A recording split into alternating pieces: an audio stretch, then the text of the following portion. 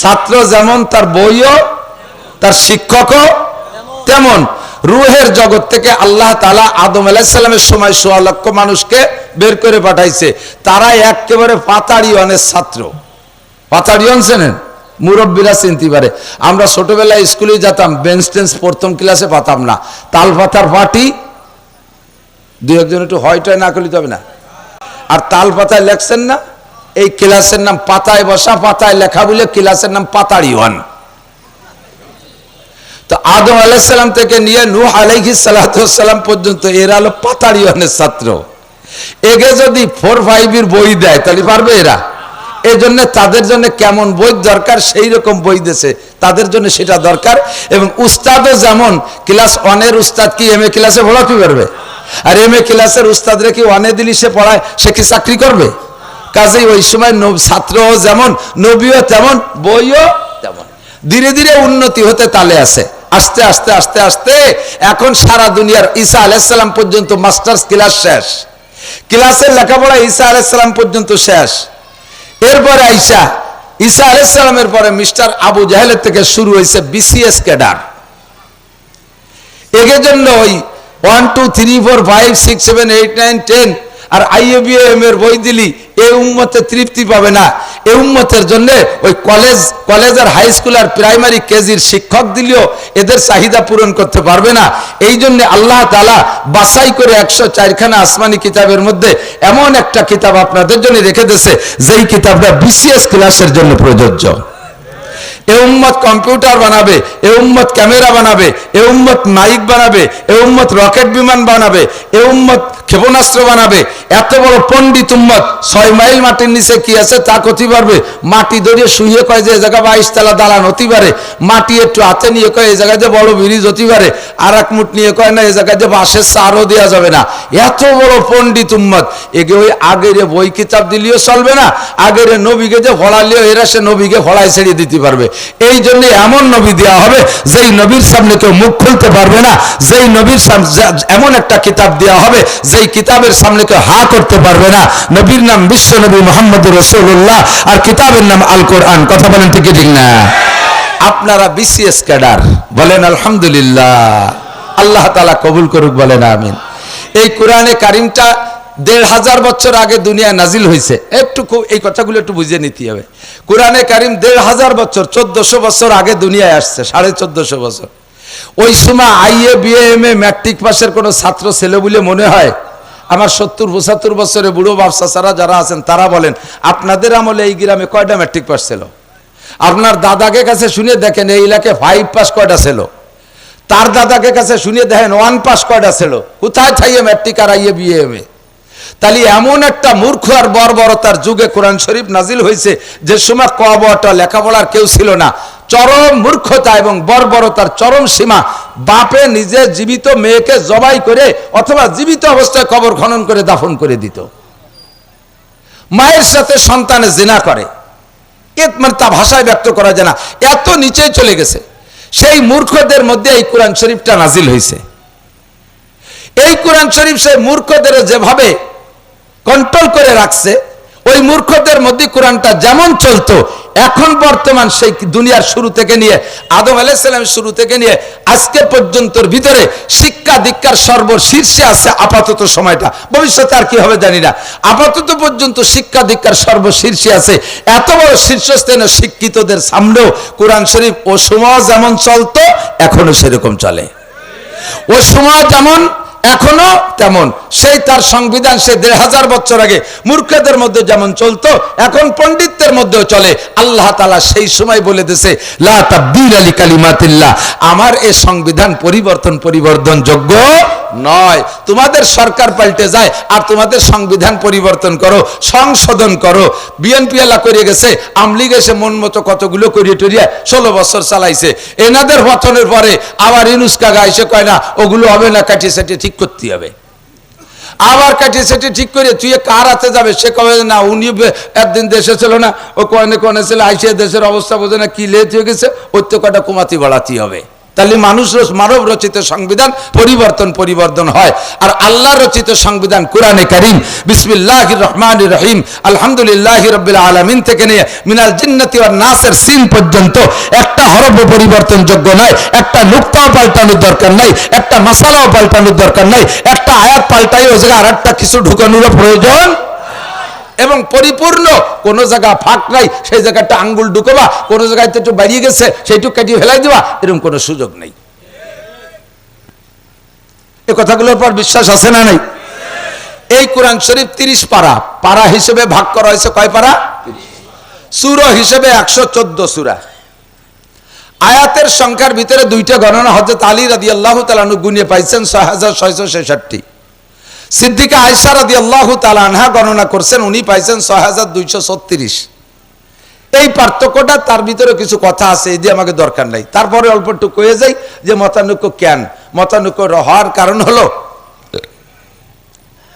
আমরা সূরা ফাতিহা পড়ি না, সিরাতাল্লাযীনা যারা কোরআন শরীফ দেখে পড়তে পারেন যাই দেখেন, কোন কোন নুসখায় লেখা আছে আলহামদুলিল্লাহি রাব্বিল আলামিন এক আয়াত, আর রহমানির রহিম এক আয়াত, মালিক ইয়াউমিদ্দিন এক আয়াত, ইয়্যাকা না'বুদু ওয়া ইয়্যাকা নাস্তাঈন এক আয়াত, 4 আয়াত, ইহদিনাস সিরাতাল মুস্তাকিম 5, সিরাতাল্লাযীনা আন'আমতা আলাইহিম 6, গায়রিল মাগদুবি আলাইহিম ওয়ালাদ-দাল্লিন 7। এর নাম সাবুল মাসানি।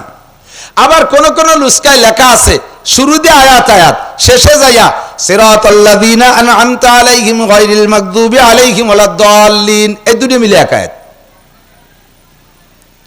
তাহলে সূরা ফাতিহার নাম যে তো হাদিসের মধ্যে আছে 7 আয়াত বিশিষ্ট সূরা, তাহলে শেষের 2 আয়াত মিলে যদি এক আয়াত হয়, তাহলে আর এক আয়াত কয় যে বিসমিল্লাহির রহমানির রহিম আর এক আয়াত। এইভাবে ভাগ করিয়া আয়াতের ভিতরে কিছু কাটছাড় ব্যাসকম হয়েছে, তাতে আয়াত সংখ্যা যাই হোক না কেন, যে আয়াত কোরআন শরীফের 6666 বা 236 আয়াতের মধ্যে আল্লাহ তাআলা আমাদের গোটা জিন্দেগীর সংবিধান দিয়ে দিয়েছে। বুঝে নাই? গোটা জিন্দেগীর সংবিধান কোথায় আছে কোন? জোরে বলেন কোন? ব্যক্তি জীবন চালানো, পরিপূর্ণ ব্যক্তি জীবন চালানো সম্ভব কোরআন দেখে। পরিবার জিন্দেগি, পারিবারিক জিন্দেগি পরিচালনা সম্ভব কোরআন দেখে। আছে না নাই? অর্থনীতি কোরআনে আছে না নাই?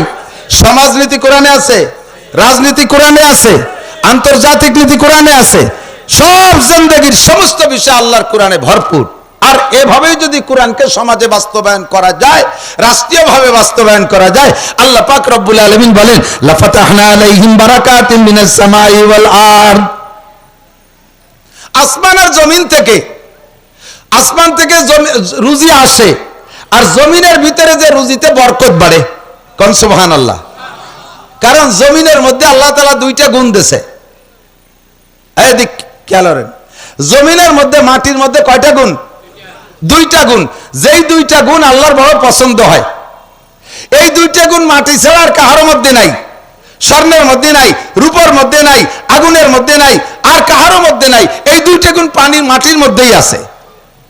1 নম্বর গুণ হলো মাটির ভিতরে ধৈর্য, মাটির মধ্যে ধৈর্য, সবর।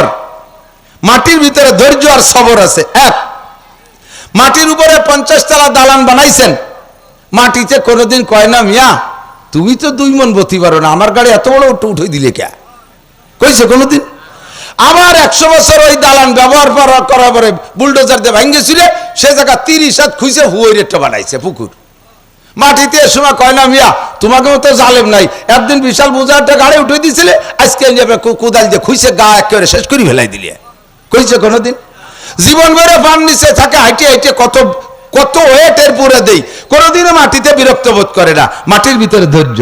2 নম্বরে মাটির ভিতরে আর একটা গুণ আছে, সেটা হলো আমানতদারি আর বরকত। মাটিরে যা দেবেন মাটি তার চেয়ে বেশি দেয়। 1 কেজি পেঁয়াজের বীজ বুনাই দেন, 20 মণ পেঁয়াজ দেয়। 1 কেজি পাটের বীজ বুনাই দেন, 20 মণ পাট দেয়।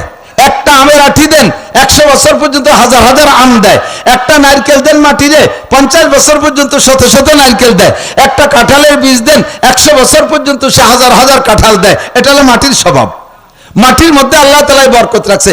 এই জন্য আল্লাহ তাআলা মানুষকে বানাইছে মাটি দিয়ে। স্বর্ণের মধ্যে অহংকার।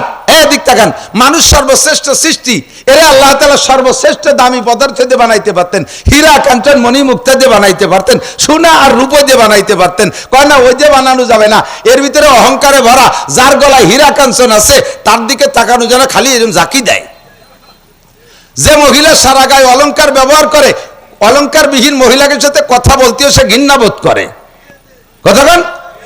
যার হাতে, পুরুষের ভিতরে যদি হাতে একটা আংটি থাকে, স্বর্ণের আংটি থাকে, ঘুরাই ঘুরাইয়া আংটি বিহীন হাতটারে ওই পাশে সরাই রাইয়া আংটি এলা হাতটারে খালি সামনে দিয়ে নাচায়। কথা কয় না? এক বড় লোক লাঠি বানাইছে, লাঠির মাথা বানাইছে সোনাই দিয়ে। মাছ কিনতে যাইয়া জাইলের দোকানে যাইয়া লাঠি হাতের মধ্যে রয়েছে, থাক আদ্য কলিবারতে পারে না যে এই ভাগ এই ভাগ এই ভাগ কয় টাকা। উনি ওই লাঠির সোনাটুক দেখানোর জন্য, অহংকার জিতানোর জন্য সেই কুড়া লাঠির মাথা ঘুরে কয় এতনি এতনি মছলি কেতনি কেতনি কিমত। উর্দুতে কয় এই মাছ কয় টাকা দাম। যাইলি আবার ওই দিয়ে টের পাইছে যে তুমি তোমার লাঠির অহংকার দিয়ে আসছো। যাইলি আবার পয়সা আলা যাইলি, ও কিছুদিন আগে দুটো দাঁত পড়িয়ে গেছিল, সেই দাঁত দুটো বান্ধাইছে সোনায় দিয়া। তুমি তোমার লাঠির মিসকি দেখাও, লাঠির জাকি দেখাও, তাহলে আমার সোনা দেখাবো। ও দাঁত বাড়ে 20 রুপিয়া, ও দাঁত না বাড়ে 20 টাকা করলি তো ভাবতো 20 রুপিয়াকে ভেসকি দিয়ে দাঁত দেখাইতেছে। স্বর্ণের মধ্যে অহংকার আছে, এই জন্য স্বর্ণ দিয়ে তোমারে বানাই নাই। প্রত্যেক এই দামি পদার্থের মধ্যে অহংকার আছে। আমি অহংকার পছন্দ করি না। অহংকার করার অধিকার ক্ষমতা একমাত্র কার? আল্লাহু আকবার বলেন। আল্লাহু واحلل عقدة من لساني يفقهوا قولي رب زدني علما اللهم أرنا الحق حقا وارزقنا اتباعه وأرنا الباطل باطلا وارزقنا اجتنابه সকলে বলি আমিন। একটু দুরূদ শরীফ পড়ে নেই। আল্লাহুম্মা সাল্লি আলা মুহাম্মাদিন ওয়া আলা আলি মুহাম্মাদ কামা সাল্লাইতা আলা ইব্রাহিম ওয়া আলা আলি ইব্রাহিম ইন্নাকা হামিদুম মাজিদ। আল্লাহুম্মা বারিক আলা মুহাম্মাদিন ওয়া আলা আলি মুহাম্মাদ كما باركت على إبراهيم وعلى آل إبراهيم إنك حميد مجيد।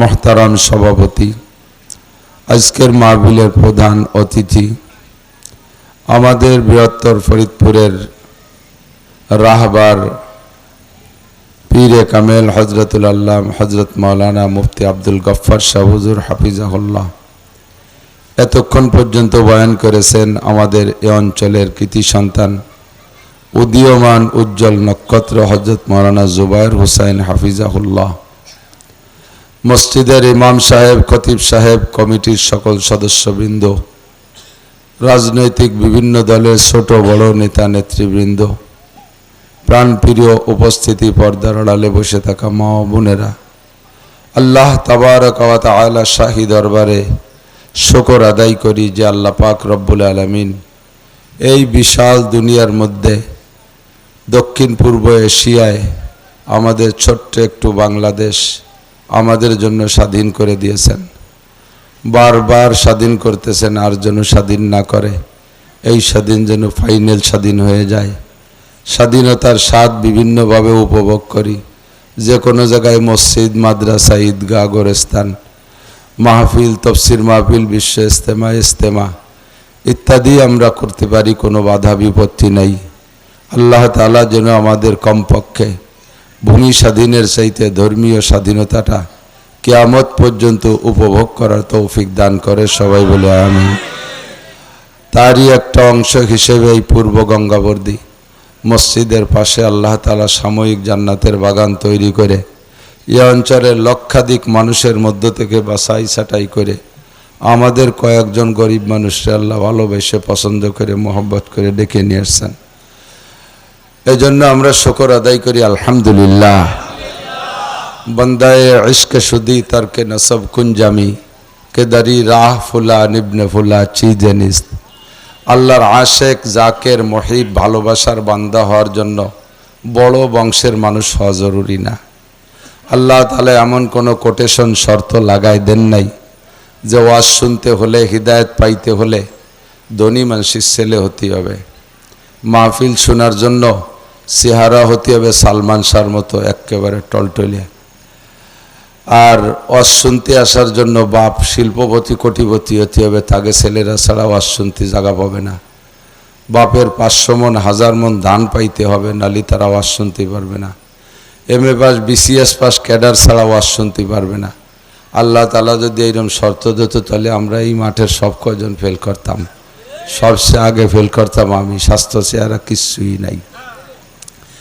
আল্লাহ তাআলা এরকম কোনো শর্ত না দিয়ে সহজ করে দিয়েছে আমাদের জন্য যে এ রাস্তায় যেই আসবে আল্লাহ তাআলা তাকে বরণ করে নেবেন। এজন্য আমরা শুকর আদায় করি আলহামদুলিল্লাহ। তো অনেক মূল্যবান কথা, আসলে বর্তমানে চলছিল সুরের বাহার, নূরের গুরুত্ব শেষ, সুরের দাম নূরের দাম নাই। মুফতি আব্দুল গফফার সাহেব হুজুর ভাঙা ভাঙা কণ্ঠে কাটা কাটা যে কথাগুলো বলে গেছে, আমার মনে হয় বাংলাদেশের সব বক্তারা যদি বসে শুনতো, যারা একটু সুফায় জোর আছে ভালো কতিবারে যারা, এরা যদি হুজুরের ওয়াজ শুনতো শিরোনাম হিসেবে ওই ওয়াজ কয়টা মুখস্থ রেখে 20-22 বছর দুয়ে মুছে খাতি পারত। এর সমস্ত ওয়াজের শিরোনাম হেডলাইন হুজুর বলে দিয়ে গেছেন। যদি বোঝার নিয়েতে, জিন্দেগির হাল পরিবর্তন করার নিয়েতে আমরা শুনে থাকি, যে কয়জন সেই সময় শুনছি আমরা সাথে নেওয়ার চেষ্টা করব, কথাগুলো ইনশাআল্লাহ পরিবর্তন হবেই হবে। পরবর্তীতে আমাদের যুবক বক্তা হযরত মাওলানা জুবায়ের হোসাইন বড় মাপের আলেম, শাইখুল হাদিস, হাদিস বুখারী শরীফ পড়ায়। তো সমস্যা হলো ঘর কি মুরগি ডাল বরাবর, আপনাদের এই এলাকার ছেলে না, বাড়ির মুরগি ডাইল ডাইল বাব। উনি আমার সুলতান শাহী মাদ্রাসার মাঠে যায়, 20,000 শ্রোতা, সবচাইতে বেশি সুন্দর বয়ান করে সেখানে উনি, যারা বয়ান করে তার মধ্যে যুবকদের ভিতরে অন্যতম বক্তা। আর এই জায়গায় নিজেকে জুবায়ের তো নামে না কায়, নাসির হুজুর আসে না কায়, এই যে খেসর মেসর হচ্ছে সবাই, উনিও মন খুলে কথা কইতে পারে না, ওদিকে সময় টানাটানি লেগে গেছে। আমাদের কাছে দাওয়াত দিতে যায় পাবলিক, কত রং যে শুনি, আশ্চর্য হবেন। আইসে কয় হুজুর আপনি যদি দাওয়াত না রাখেন তাহলে এই মাঠে মমতাজ রেদে গান দেব। অথচ আমার একটা ঘন্টাও খালি নেই, যেভাবে খালি করেন নালি মমতাজ রেদে গান দেব। আরে মমতাজ ঠেয়াতি হলি তো আমার জাতি হবে একটু, তাই জাগা বা জাগা স্বাস্থ্যের সাথে পারি না, সময়ের সাথে পারি না, একটু সোয়া দেয়া লাগে। আপনি না আনলি অমুক ভণ্ডরে আনবো, এ বাউল বক্তা আনবো, ইত্যাদি ইত্যাদি ভয় দেয়। তো এজন্য সময়ের ভাগ করতে যাইয়ে জায়গায় জায়গায় কম হয়ে যায়, লম্বা সময় না, যে কয়টা কথা যেই বলছে সারা রাত শুনলে শোনা যাবে, সারা রাত বললেও বলা যাবে, কিন্তু লম্বা টাইম কথা হলে পিছনের কথাগুলো ভুলে যায়, এটাই নিয়ম। এজন্য হুজুর আলাইহিস সালাতু ওয়াস সালামের বয়ানের তর ছিল মাগরিবের পরে ঘণ্টাখানিক, ফজরের পরে ঘণ্টাখানিক, যতক্ষণ মানুষের মন মানসিকতা ভালো থাকে। লম্বা টাইম কথা বললে শুনলে শেষের দিক যে ব্রেন উঠতে যায়, আর নগদেরটা মনে থাকলেও পিছনেরটা ভুলে যায়। তো আমরা ক্লাসের মতো, স্কুল কলেজ মাদ্রাসায় ক্লাস হয় 35-40 মিনিটের, এটা পিরিয়ড হয় না, এরকম পিরিয়ড ভাগ করছে কেন জানেন? মনস্তাত্ত্বিক বিজ্ঞানীরা হিসাব করছে যে একজন মানুষের মন মানসিকতা একটা লোকের কথা শোনার জন্য কতক্ষণ স্বাভাবিক থাকে। তো দেখা গেল 35 থেকে 40 মিনিট, 50-60, 1 ঘন্টা যদি কেউ কথা বলতে দেয় কোনো প্রফেসররে, তাহলে শেষের দিক যাইয়া পোলাপান কথা না শুনে পিছনে বসে মোবাইল টেপে খোঁচাখুচি টেপাটেপি বাদাম খাওয়াই হরে। কাজে কাজে শেষের ওই সময়টুক নষ্ট না করে যতটুকু সময় কাজে লাগে 40 মিনিট, এইটুকু একটা তার পিরিয়ড ভাগ করা হয়েছে। আমরাও সেভাবে যদি বয়ান শুনতাম আর করতাম তাহলে আমাদের সকলের জিন্দেগিতে কাজে লাগতো। এর নগদ আর একটা প্রমাণ বলে আমি কথার দিকে যাচ্ছি, সেটা হলো দাওয়াত ও তবলিগের বয়ান তো শুনেছেন। তবলিগের বয়ান শুনছেন নি কেন? তবলিগ ভালো লাগে তো? জান আর না জান ভালো লাগে কার কার? একটু আল্লাহরে হাত দেখাবেন। সময় নাই, যান না, ঝামেলায় পড়ে যান না, নফসের ধাক্কায় পারেন না, সকলের ভালো লাগে তো মাশাআল্লাহ। যাই হোক, তবলিগের লোক আছে, কথা বলতে সহজ। দেখেন মাগরিবের পরে 40-45 মিনিট, ফজরের পরে 40-45 মিনিট। বিশ্ব ইজতেমার মাঠে কত বক্তা আসে, 2-2.5 ঘন্টা 3 ঘন্টা ধরে কেউ বয়ান করে না, ঠিক না? আরো বক্তার ভিতরে অহমিকা অহংকার যাতে না আসে এই জন্য ইজতেমার মাঠে কোনো বক্তার নামও বলে না। আর আমাকে এই জায়গা তো একেবারে বাপরে বাপ, খানিক দূরিতে আইডিয়া নাড়াই দেওয়ার মতো নাড়াইতে দিতে আনে। যাক আইডিয়া নাড়াই শোনেন না, ওই যে গরু ষাট যুদ্ধ আর কি, খানিক দূরিতে দুইটার পিছনে তাই না দল ধরিয়ে এই তকবির দিতে আনে। এরপরে আইসে স্টেজে দাঁড়ায় আল্লামাতুর দাহার, কুমকুমাতুর নাহার, কালা গাছের থোড়, হাওড়ার ব্রিজ, তাল গাছের গুড়া, বাঁশঝাড়ের মুড়া, রইসুর শায়াতিন, মুফাসসিরে কুদাল, এক গাদি কতি কতি বক্তার পেট ফুলিয়ে বাইটিয়ে যার কায়দা, শেষে গুড়ার ডিব কস করতে পারে না। এই সব কিছু থেকে বক্তাদেরকে পরিচ্ছন্ন রাখতে হবে। এই আল্লামা ফাল্লামা এইগুলো কি দরকার আছে? কোনো দরকার নেই। এখন অস করবে, যার নাম কবেন, আমারটা আমি বলে দে, নাসির শাহ হুজুর অস করবে, একটু করলেই যথেষ্ট। আর আপাতত গোপালগঞ্জেও কইেন না, ভাব ভালো না, এক বিপদ হয়ে গেছে। খালি নাম কইেন, সারা বাংলাদেশে চেনে। আল্লাহু আকবার। এদিক তো আল্লাহ পাক রব্বুল আলামিনের কাছে আমরা শুকর আদায় করি যে আল্লাহ তাআলা আমাদের মুসলমানের ঘরে সৃষ্টি করেছেন। এটা বলবেন না? হরিপদ নইলে ঋষি, গৌর গোবিন্দ, ব্যানার্জি, চ্যাটার্জি, ভট্টাচার্য, হিন্দুকে উপাধি না, চৌধুরী, মন্ডল যা আছে, হিন্দু, বুদ্ধ, খ্রিস্টান, ইহুদ, নাসারা, কাফের, মুশরিক, দুনিয়ায় বর্তমানে বড় বড় পণ্ডিত আর বিজ্ঞানী তো তারাই। দুনিয়ার এত না থাকারে তারা আবিষ্কার করতেছে, মহাকাশে ভ্রমণ করতেছে, চাঁদে যায়, মঙ্গল গ্রহে যায়। চাঁদও তার বাপের বানানো না, মঙ্গল গ্রহ তার মামবাড়ির সম্পত্তি না। সেই জায়গা যাইয়ে ঘর বাড়ি বাঁধতেছে, জায়গা জমি দখল করতেছে, প্লট বরাদ্দ করতেছে। আল্লাহ তাআলা এত বুদ্ধি দিয়েছে তাদেরকে, জায়গায় বসে পৃথিবীর সারা দুনিয়াকে ধ্বংস করে দেওয়ার মতো অস্ত্র বানাচ্ছে। এত বুদ্ধি দিয়েছে, অথচ এই বুদ্ধি দিয়ে আল্লাহকে খুঁজে পাচ্ছে না। এখনো আল্লাহ যে তার সৃষ্টিকর্তা এই কথাটা বুঝ আসতেছে না। আর আমার মতো আইসো পাইসো আড়াইনিয়ে বাড়াইনিয়ে মূর্খ কৃষকের ছেলে, আব্বা মাছ মারে, আল চাষে, কৃষি খাত খাবার করে, এইরকম গরিব মানুষের হুটোমানদারির পোলাপান আমরা, আমাকে একটুক লেখাপড়া দিয়ে জীবনও আল্লাহ তো দূরের কথা কিছুই টের পাতাম না। আল্লাহ সৃষ্টিগতভাবে আব্দুল খালেক, আব্দুল মালেক, জরিনে, সকিনা, রহিমা, আয়সা, মারিয়াম, ফাতেমা, খাদিজার ঘরে জন্ম দিয়েছে বিদায় জন্মের পরপরই আব্বা ডান কানে আজান আর বাম কানে ইকামত দিয়ে আল্লাহ আল্লাহ রসুলের সাথে পরিচয় করায় দিয়েছে। এজন্য শুকর আদায় করি আলহামদুলিল্লাহ। তাই তো আমরা সহজে মুসলমান, নাকি বলেন? শিক্ষা দীক্ষা যোগ্যতা দিয়ে যদি আল্লাহরে খুঁজে বের করতে হতো, কোনো মতেও সম্ভব হতো না। আপনারা পারলে আমি পারতাম না, আমি যে বাদামিয়া কোনো মত আমার দ্বারা সম্ভব হতো না। আল্লাহ হাতে ধরে আমারে বাঁচাইছে, বলি আলহামদুলিল্লাহ। এবার বাঁচানোর পরে মুসলমানের ঘরে সৃষ্টি করার পরে মুসলমানের ঘরে জন্ম নেওয়ার তৌফিক দেওয়ার পরে আবার আমি যাতে পথভ্রষ্ট হইয়া না যাই, কাফের মুশরিক ইহুদ নাসারাদের ধান্দায় পড়িয়ে আমার এই নুরানি সম্পদ ইমানকে আমি যাতে হারাই না ফেলি, এজন্য আল্লাহ তাআলা আমার পাহারাদারির জন্য, গাইডলাইনের জন্য শ্রেষ্ঠ নবী, বিশ্ব নবী মুহাম্মদুর রাসূলুল্লাহ সাল্লাল্লাহু আলাইহি ওয়াসাল্লামকে আল্লাহ তাআলা আমার রাহবার, আমার উস্তাদ, আমার মাওলা হিসেবে সৃষ্টি করেছে, বলি আলহামদুলিল্লাহ। মাওলার মানে গার্জিয়ান, আল্লাহ মাওলা, আল্লাহ মাওলায় খালেক, আল্লাহ সৃষ্টিকর্তা মাওলা। আমরা দুরূদ শরীফের ভিতরে কই আল্লাহুম্মা সাল্লি আলা সাইয়্যিদিনা মাওলানা মুহাম্মদ। মুহাম্মদ সাল্লাল্লাহু আলাইহি ওয়াসাল্লাম আমাদের মাওলা, মাওলা মানে গার্জিয়ান, অভিভাবক। তো এমন সুন্দর অভিভাবক আমাদেরকে দিয়েছেন, যার তুলনায় অভিভাবক আর নবী জগতে আসে নাই আর আসবেও না। এজন্য আমরা শুকর আদায় করি আলহামদুলিল্লাহ। পাশাপাশি 104খানা আসমানি কিতাব আল্লাহ তাআলা মানব জাতির হিদায়াতের জন্য দিয়েছে। এটা হলো আসমানি।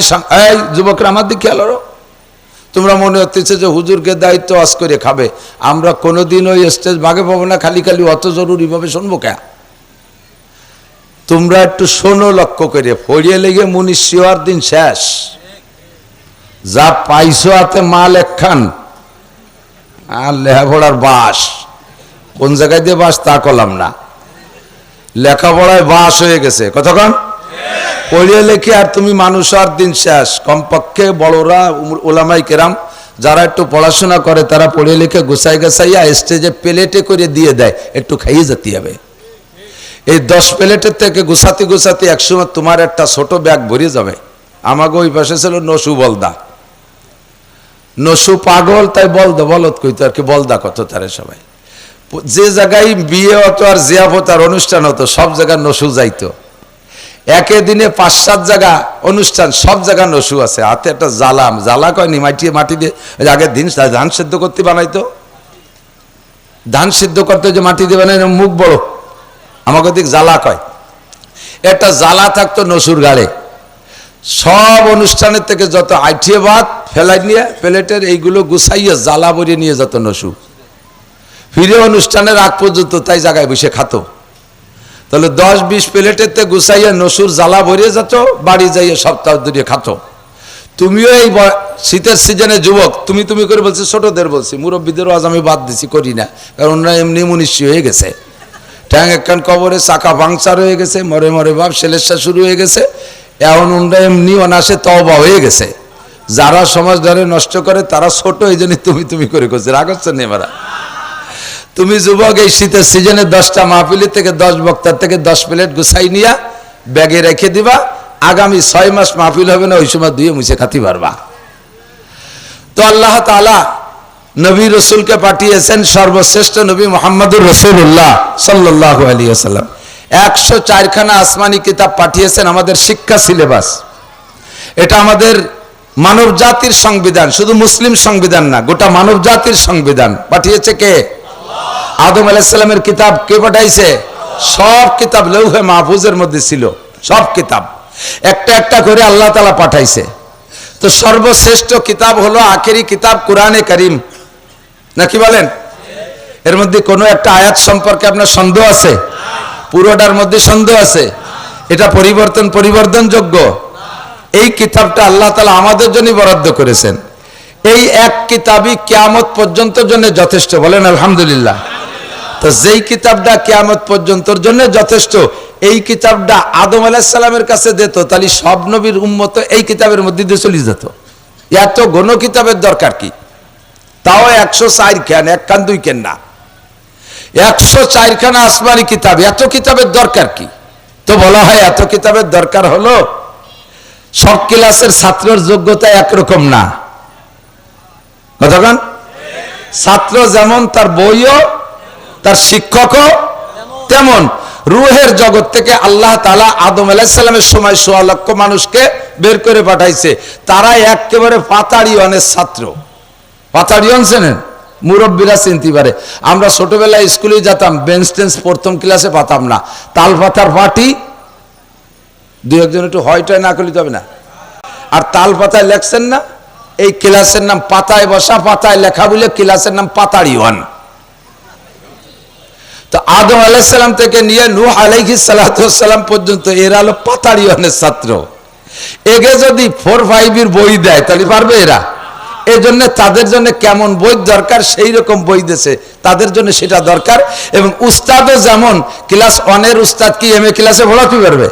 আর MA ক্লাসের উস্তাদরে কি 1 এ দিলি সে পড়ায়, সে কি চাকরি করবে? কাজেই ওই সময় ছাত্রও যেমন, নবীও তেমন, বইও তেমন।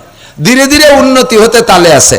আস্তে আস্তে আস্তে আস্তে এখন সারা দুনিয়ার ঈসা আলাইহিস সালাম পর্যন্ত মাস্টার্স ক্লাস শেষ, ক্লাসের লেখাপড়া ঈসা আলাইহিস সালাম পর্যন্ত শেষ। এরপরে ঈসা আলাইহিস সালামের পরে মিস্টার আবু জাহেলের থেকে শুরু হয়েছে BCS ক্যাডার। এর জন্য ওই 1 2 3 4 5 6 7 8 9 10 আর IABM এর বই দিলি এই উম্মতে তৃপ্তি পাবে না। এই উম্মতের জন্য ওই কলেজ আর হাই স্কুল আর প্রাইমারি কেজির শিক্ষক দিলেও এদের চাহিদা পূরণ করতে পারবে না।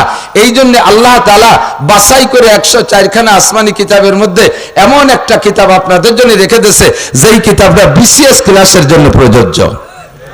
এ উম্মত কম্পিউটার বানাবে, এ উম্মত ক্যামেরা বানাবে, এ উম্মত মাইক বানাবে, এ উম্মত রকেট বিমান বানাবে, এ উম্মত ক্ষেপণাস্ত্র বানাবে।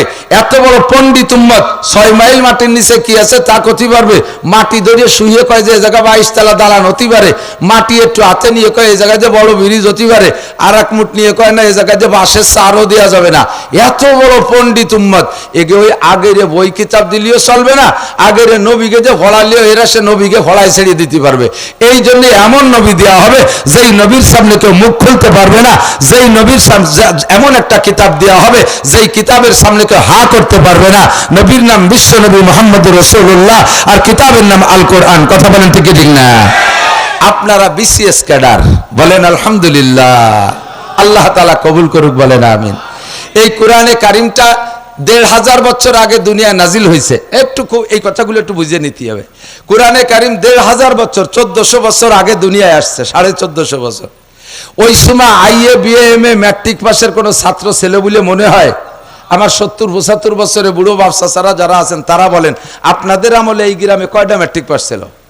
আপনার দাদাকে কাছে শুনে দেখেন এই এলাকায় 5 পাস কয়টা ছিল, তার দাদাকে কাছে শুনে দেখেন 1 পাস কয়টা ছিল। কোথায় থাইয়ে ম্যাট্রিক আর আইএ বিএ এমএ?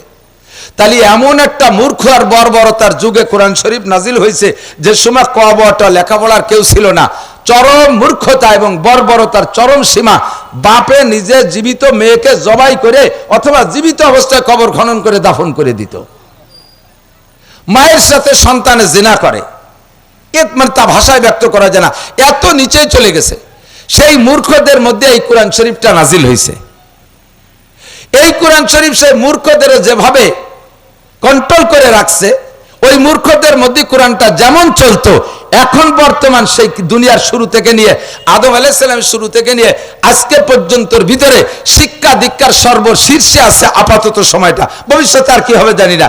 আপাতত পর্যন্ত শিক্ষা দীক্ষার সর্বশীর্ষে আছে। এত বড় শীর্ষস্থানীয় শিক্ষিতদের সামনেও কোরআন শরীফ ও সময় যেমন চলতো এখনো সেরকম চলে। ও সময় যেমন এখনো তেমন। সেই তার সংবিধান সে 1500 বছর আগে মূর্খদের মধ্যে যেমন চলতো এখন পণ্ডিতদের মধ্যেও চলে। আল্লাহ তাআলা সেই সময় বলে দিয়েছে লা তাবদীলা লিকালিমাতিল্লাহ, আমার এই সংবিধান পরিবর্তনযোগ্য নয়। তোমাদের সরকার পাল্টে যায় আর তোমাদের সংবিধান পরিবর্তন করো, সংশোধন করো। বিএনপি এলা করে গেছে, আমলিগ এসে মন মতো কতগুলো করিয়ে টরিয়ে 16 বছর চালাইছে। এনাদের পতনের পরে আবার ইউনূস কাকা এসে কয় না ওগুলো হবে না, কাটিয়ে সাটিয়ে ঠিক করতে হবে। আবার কাটিয়ে সেটি ঠিক করে তুই কার হাতে যাবে? সে কবে না উনি একদিন দেশে ছিল না, ও কোনে ছিল আইসে দেশের অবস্থা বোঝে না, কি লেট হয়ে গেছে, ওই তো কটা কমাতি বাড়াতে হবে। তাহলে মানব রচিত সংবিধান পরিবর্তন হয়। আর আল্লাহ রচিত সংবিধান কোরআনে কারীম বিসমিল্লাহির রহমানির রহিম আলহামদুলিল্লাহি রাব্বিল আলামিন থেকে নিয়ে মিনাল জিন্নাতি ওয়ান নাসের সিন পর্যন্ত একটা হরফ পরিবর্তনযোগ্য নয়, একটা নুক্তাও পাল্টানোর দরকার নাই, একটা মাসালাও পাল্টানোর দরকার নাই। একটা আয়াত পাল্টাই ওই জায়গায় আরেকটা কিছু ঢুকানোর প্রয়োজন এবং পরিপূর্ণ। কোন জায়গা ফাঁক নাই, সেই জায়গাটা আঙ্গুল ঢুকবা, কোন জায়গায় একটু বাড়িয়ে গেছে সেইটুকু কাটিয়ে ফেলাই দিবা, এরকম কোনো সুযোগ নেই। এই কথাগুলোর পর বিশ্বাস আছে না নাই? এই কোরআন শরীফ 30 পারা, পারা হিসেবে ভাগ করা হয়েছে কয় পারা? সূরা হিসেবে 114 সূরা। আয়াতের সংখ্যার ভিতরে দুইটা গণনা হযরত আলী রাদিয়াল্লাহু তাআলা আনহু গুনিয়ে পাইছেন 6666। সিদ্দিকা আয়েশা রাদিয়াল্লাহু তাআলা আনহা গণনা করছেন, উনি পাইছেন 6236। এই পার্থক্যটা, তার ভিতরে কিছু কথা আছে, এই দিয়ে আমাকে দরকার নাই। তারপরে অল্প একটু কয়ে যাই যে মতানৈক্য কেন। মতানৈক্য হওয়ার কারণ হলো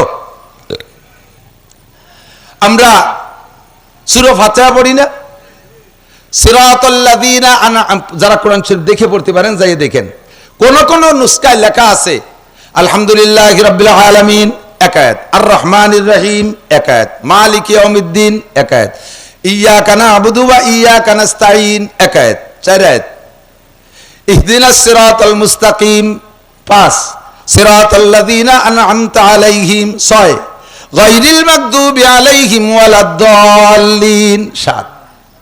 এর নাম সাবুল মাসানি। আবার কোন কোন নুসখায় লেখা আছে শুরুতে আয়াত আয়াত, শেষে যাইয়া সিরাতাল্লাযীনা আন'আমতা আলাইহিম গায়রিল মাগদুবি আলাইহিম ওয়ালাদ-দাল্লিন, এই দুটো মিলে এক আয়াত।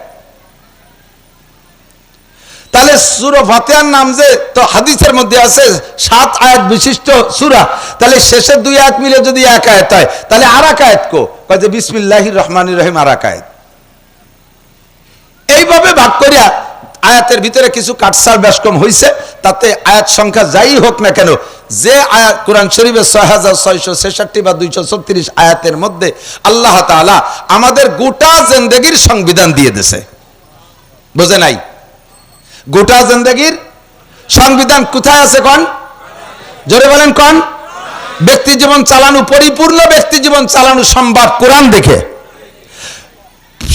পরিবার জিন্দেগি, পারিবারিক জিন্দেগি পরিচালনা সম্ভব কোরআন দেখে।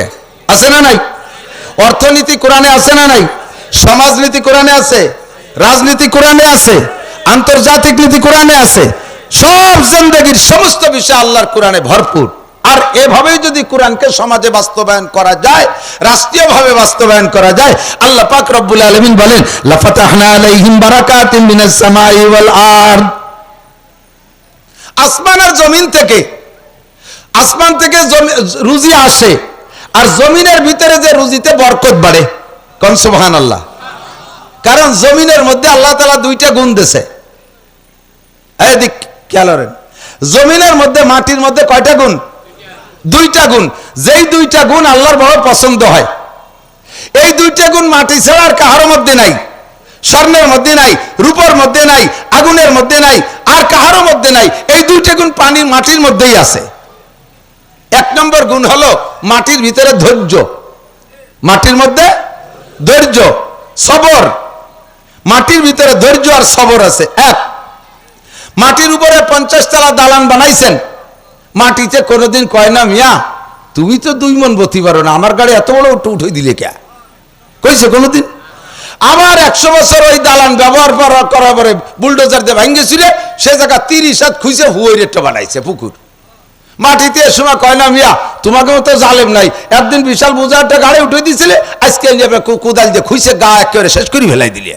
কইছে কোনোদিন? জীবন ভরে পান নিচে থাকে, হাইটে হাইটে কত কত ওয়েটের পুরে দেই, কোনোদিনও মাটিতে বিরক্ত বোধ করে না। মাটির ভিতরে ধৈর্য। 2 নম্বরে মাটির ভিতরে আর একটা গুণ আছে, সেটা হলো আমানতদারি আর বরকত। মাটিরে যা দেবেন মাটি তার চেয়ে বেশি দেয়। 1 কেজি পেঁয়াজের বীজ বুনাই দেন, 20 মণ পেঁয়াজ দেয়। 1 কেজি পাটের বীজ বুনাই দেন, 20 মণ পাট দেয়। একটা আমের আঠি দেন, 100 বছর পর্যন্ত হাজার হাজার আম দেয়।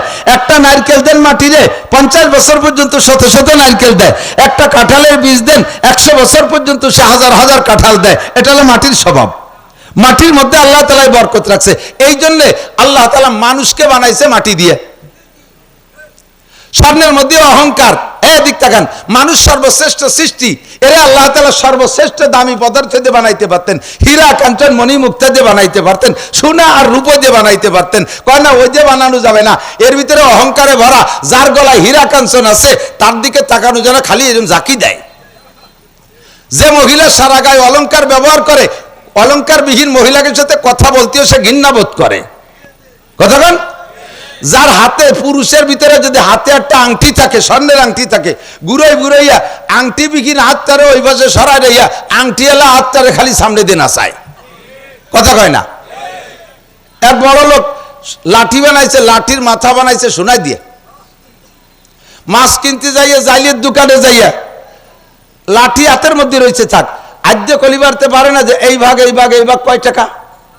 উনি ওই লাঠির সোনাটুক দেখানোর জন্য, অহংকার জিতানোর জন্য সেই কুড়া লাঠির মাথা ঘুরে কয় এতনি এতনি মছলি কেতনি কেতনি কিমত। উর্দুতে কয় এই মাছ কয় টাকা দাম। যাইলি আবার ওই যে টের পাইছে যে তুমি তোমার লাঠির অহংকার দেয়াছো। যাইলি আবার পয়সাওয়ালা যাইলি, ও কিছুদিন আগে দুটো দাঁত পড়িয়ে গেছিল, সেই দাঁত দুটো বান্ধাইছে সোনায় দিয়া। তুমি তোমার লাঠির বিস্কি দেখাও, লাঠির জাকি দেখাও, তাহলে আমার সোনা দেখাবো। ও দাঁত বাড়ে 20 রুপিয়া, ও দাঁত না বাড়ে 20 টাকা করলি তো ভাবত 20 রুপিয়া ভেসকি যে দাঁত দেখাইতেছে। স্বর্ণের মধ্যে অহংকার আছে, এই জন্য স্বর্ণ দিয়ে তোমারে বানাই নাই। প্রত্যেক এই দামি পদার্থের মধ্যে যে অহংকার আছে, আমি অহংকার পছন্দ করি না। অহংকার করার অধিকার ক্ষমতা একমাত্র কার? আল্লাহু আকবার। বলেন আল্লাহু আল্লাহু আকবার। বাংলাদেশে কোনো আকবার আছে আল্লাহ ছাড়া? নামে আকবার থাকতে পারে, সে আকবরের নাম শুরুতে আব্দু আছে, আব্দুল আকবার বলতে হবে। আব্দুল আকবার, আকবার একমাত্র কে? আল্লাহ। কথা বলেন ঠিক না? আল্লাহ দুনিয়ার কোন নেতারে আকবর বলা যাবে না, মহান নেতা। কিসের সাতার মহান? 2 মিনিটের ভিতরে এক মহান তালাশ করে পাওয়া যাচ্ছে না বাটি চালান দিয়ে, তাই কিসের মহান হলো? ঠিক কিনা? কাজে মহান সর্বমহান কে? আল্লাহ পাক রব্বুল আলামিন। তো আল্লাহ বলেন অহংকার আর তাকাব্বুর আমি পছন্দ করি না, বিদায় এই অহংকারী ম্যাটেরিয়ালস দিয়ে আমি তোমাদেরকে বানাই নাই। মিনহা খলাকনাকুম, মিনহা খলাকনাকুম পড়েন না কে? তোমারে বানাইছি কি দিয়া? মাটি দিয়ে। হা মানে মাটি, মিনহা খলাকনাকুম মাটি দিয়ে বানাইছি। তো মাটি দিয়ে বানাইয়া আবার কইলে যে তুমি আশরাফুল মখলুকাত, তুমি আল্লাহ আমাদের বললে সর্বশ্রেষ্ঠ সৃষ্টি, শেষ সেরা, তা আমাকে মাটি দিয়ে বানাইলে কে? সেটা বানাইতে যদি সোনা দানা দিয়ে বানাইতে পাগল, ওর ভিতরে অহংকার আছে, ও দিয়ে বানানো যাবে না। মাটি দিয়ে বানাইছি, মাটির মধ্যে 2টা গুণ আমার ভালো লাগে। 1 নম্বরে ধৈর্য, আর একটা হলো আমানতদারি, বরকত। অফিস সামাই রিজকুকুম ওয়া মা তুআদুন, আল্লাহ পাক বলেন আসমান থেকে রিজিক পাঠাই। কোত্থেকে? কথা কয় না, কোত্থেকে? এই জন্য চাই কার কাছে? হাত রেখে এইরকম করে চান না এরকম করে? এরকম করে না? এরকম করলে হাত কোন দিক থাকে? দাও উপরের থেকে, দাও উপরের থেকে আল্লাহ তাআলা রিজিক দেয়। আর ওই রিজিক ঘুরিয়ে আসে বরকত আল্লাহর পেট ঘুরিয়ে, বরকতের পেট ঘুরে মাটির তল দিয়ে আসে। ধান মাটিতে, গম মাটিতে, খনিজ সম্পদ মাটিতে, সব ফসল মাটির থেকে আসে। ঠিক কি ঠিক না? ফাতাফাক্কারু ফাতাদাব্বারু, ভাবো, চিন্তা করো। আল্লাহর এই কুদরত দিয়ে ভাবলে আল্লাহরে পাওয়া যায়। একটু ভাবে দেখি, একটা কথা বলি সরে যাই। আপনাদের এদিকে গ্যান্ডারি আখ লাগায় না? গ্যান্ডারি আখ, আখ আখ এখন তো খাওয়ার সময়। আখের গোড়ার রস মিঠে না আগার রস মিঠে? গোড়ার রস মিঠে না? খেজুর গাছের গোড়ার রস মিঠে না আগার রস মিঠে? হ্যাঁ, আগার রস। গোড়ায় তো রসই নাই, কাটি কুটে শিয়ের মেয়ের একটু কাটিয়ে তুলি, কষ বাইরে একটু জিব্বে দিয়ে দেন নুনতা নুনতা। আখের আগার রস যেমন নুনতা, খেজুর গাছের গোড়ার রস ওই রকম নুনতা। আর আখের গোড়ার রস যেমন মিঠে, খেজুর গাছের আগার রস, খেজুর গাছের আগার রস মিঠে। ও কি উপর দিয়ে রস নেয়? ও রস পাইছে কোন জায়গা? মাটির তল দিয়ে গেছে। আর আখের রসও মাটিতে। আখের রস মাটিতে নিয়ে তার গুড়া মিঠে থাকলো, আগা নুনতা হয়ে গেল। আর খেজুর গাছের রস গুড়াতে মাটিতে নিয়ে তার গুড়া নুনতা থাকলো, আগা মিঠে হলো। এটা কি দুনিয়ার কোনো বিজ্ঞানীর আবিষ্কার? কোনো বিজ্ঞানীর ক্ষমতা? রাজা বাদশার কেদার আছে? এই ক্ষমতা কার?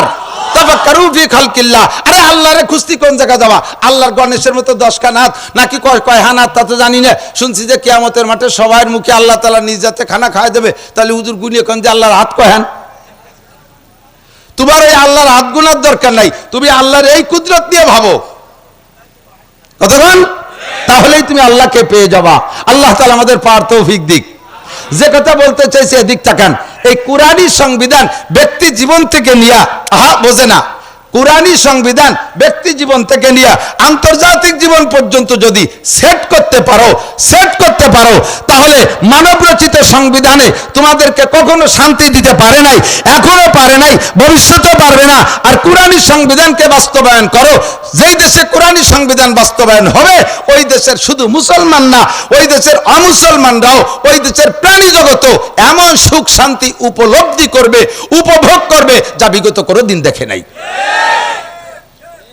আমি রাজনীতি করি না, স্টেজে রাজনীতির কথা বলি না, গুবাই লেগে ক্ষমতার সময় বলি নাই, এখনো বলি না। আমি শুধু এতটুক বলি যা সবসময় বলি, এখনো বলি। আমার দিক তাকান। বিগত সময় আমরা দেখেছি, কমপক্ষে বাংলাদেশ স্বাধীনের পর থেকে নিয়ে যে সময় থেকে আমি বোঝা শুরু করছি সে সময় থেকে প্রায় 50 বছর রাজা বাদশা দেখলাম। আর আপনারা বয়সীরা মুরব্বীরা তো পাকিস্তান দেখছেন, আরো বেশি বেশি দেখছেন। এতদিন কোরআনের শাসন দেখেন নাই, বিদায় কোরআনের শাসনের মজাটা উপভোগ করতে পারেন নাই। কোরআনের শাসনে যে এই আসমানি আর জমিনি বরকত আর রহমত, আল্লাহ কয় লা ফাতাহনা আলাইহিম বারাকাতিম মিনাস সামাই ওয়াল আরদ, আসমান থেকে রহমত, জমিন থেকে বরকতের সমস্ত দরজা খুলে দেব। এর জন্য মোল্লা মুন্সি বসে বসে মিলা ছড়া লাগবে না, সবে বরাত সবে কদরে কান্দা লাগবে না, কোনো মসজিদ মাদ্রাসায় মান্নত করা লাগবে না, কাবাঘরের গিলাফ ধরে কাদা লাগবে না, পিসাবরে বাড়ি এনে গুয়ালি বান্ধে থিয়ে মুনাজাত করা লাগবে না। শুধু তুই এই কাজটা কর, আমি আসমান জমিন থেকে রহমত আর বরকতের সব দরজা খুলে দেব। ওয়াদা কার? আল্লাহ মাসে একবার ওয়াদা খিলাফ করে, বছরে দুইবার, জীবনেও একবার। নিজেই কয় ইন্নাল্লাহ লা ইউখলিফুল মিয়াদ, আমার আল্লাহ কখনো ওয়াদা খিলাফ করে না। প্রমাণ যদি চান, বিগত ইতিহাস বলবো না, উলামায়ে কিরাম বিগত ইতিহাস কয়, সব বিগত বাদ, এখন নগদের দিন নগদ কথা কব। চোখের সামনে সব। ক্ষমতার মালিক কে? গল্প মারো, জনগণ, জনগণ ক্ষমতার উৎস। এই কথাটা যে চরম গাঁজাখড়ি মিথ্যে কথা, এবার নগদে চোখে আঙ্গুল জাল্লা প্রমাণ করে দিয়েছে, ঠিক কিনা? আওয়ামী লীগ সরকারের সরকারি ক্ষমতা হাতে, বাংলাদেশে জনসংখ্যা হিসেবে পার্ট পার্ট করে প্রত্যেক দলের ভোটার আলাদা করেন। আরে যদিও ফুসফাস মারতিছে না, এখনো জনসংখ্যা হিসেবে অন্য সব দলের চাইতে আলাদা আলাদা করে, বিএনপির চাইতে আওয়ামী লীগ বেশি, জামাত ইসলামের চেয়ে আওয়ামী লীগ বেশি, জাতীয় পার্টির চেয়ে আওয়ামী লীগ বেশি, এখনো সে আওয়ামী লীগ আছে, মরি তো যাই নেই। সেই আওয়ামী লীগের ক্ষমতা ছিল তার হাতে, সেনাবাহিনী সরকার শেখ হাসিনার হাতে, বিডিআর তার হাতে, পুলিশ তার হাতে, আনসার তার হাতে, ঠিক কিনা?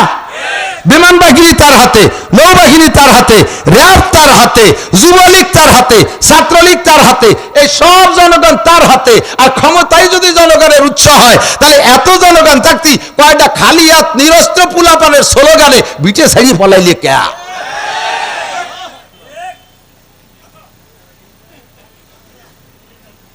জন্মের সত্যি কথা কইছি না? এখনো এই কথা যারা কয় জনগণ ক্ষমতার উৎস, তারাও একদিন দাবড় খাবে। যে এই কথায় বিশ্বাসী, তাকে আল্লাহ দেখায় ছেড়ে দেবে, তোর সব জনগণ দিলাম, থাক এবার টেক, তুই কি পারা পারিস। আমি এই যে আমলিগরে হিট মারছি না, সকলকে শিক্ষা দিচ্ছি। সবাই ফাতাবিরু ইয়া উলিল আবসার, বুদ্ধি থাকলে এখান থেকে উপদেশ গ্রহণ করো। ক্ষমতা জনগণ, জনগণ ক্ষমতার উৎস না, ক্ষমতার উৎস আমার কে? আল্লাহ যদি ক্ষমতা দেয়, কামিন ফিয়াতিন কালিলাতিন গালাবাত ফিয়াতান কাসীরাতাম বিইজনিল্লাহ। বদরের যুদ্ধে মুসলমান 313 জন। কয়জন? 313। তরবারি 3 কেন, জুনাজা তরবারিও না, গোলা 3 দিয়ে, উট 2 দিয়ে, খালি মালগুলো ওকে ফিটিয়ে এনেছে, আর নিজেরা গেছে আইটিয়ে। আর মক্কা থেকে আবু জাহেল, মক্কা থেকে আবু জাহেল 1000 সৈন্য আনছে, বাছাই করে একেবারে সবচাইতে তেজি ইসরায়েলি সৈন্য, বাছাই করে 1000। অস্ত্র আনছে মার্কাবা ট্যাঙ্ক, যানবাহন, সাজোয়া যান, শ্রেষ্ঠ ঘোড়া, প্রত্যেকের পাছার নিচে একটা। আর 500 ঘোড়ার উটের পিঠে, 100 উটের পিঠে শুধু যুদ্ধের সরু সামান বয় আনছে। তাহলে এতর সামনে 313 জন মোল্লা মুন্সি, 3 খেন তরবারি, কি হয় কন্দি দেই? কিছু আর কথা? ক্ষমতার উৎস জনগণ নয়, আল্লাহ যে ক্ষমতার উৎস প্রমাণ করে দেখায় দিয়েছে। কিসসা সবাই জানেন, শুধু আমার তরতিবে আসছে তাই আমি ইশারা দিয়ে যাচ্ছি। আল্লাহ পাক রব্বুল আলামিন এই 313 জনের হাতে ওই 1000-এর 70 ডোরের জায়গায় জবই দিয়ে জাহান্নামে পাঠায় দিয়েছে, আর 70 ডারে ধরে গুগু মুলাই দিয়ে বাঁধতে বাড়ি নিয়েছে। আর কয়টা কোন পাশে লুঙ্গি খুলি দিয়ে পলাইছে তার ঠিক নেই। সমস্ত মালামাল ফেলাই দিয়ে বিল আর আলী সরের ফাইদে দৌড়াইছে খালি ড্যাংটা হইয়ে, জুতো ভাই দিতে চুমাই পাইনি। আর এই উটমুট সব মুসলমানরা দখল করে নিয়েছে। ক্ষমতার উৎস কি জনগণ না আল্লাহ? আল্লাহ তাআলা বলেন, তুমি আমার এই কোরআনী সংবিধানকে সর্বক্ষেত্রে বাস্তবায়ন করো। এরকম চোখের সামনে যেমন এবার দেখাইছি, ভবিষ্যতে বিয়াদবি কেউ করলে তারও দেখাই ছেড়ে দেব। এর রহমত আর বরকত যদি তুমি পাইতে চাও, তাহলে চোখের সামনে দেখো, আমি টাকা দেবো। যদি কেউ যাইতে চান, আমি সব টাকা দেবো না, আপনিও দেন, আমি কয় টাকা দেবো, আফগানিস্তান যে দিয়ে আসেন।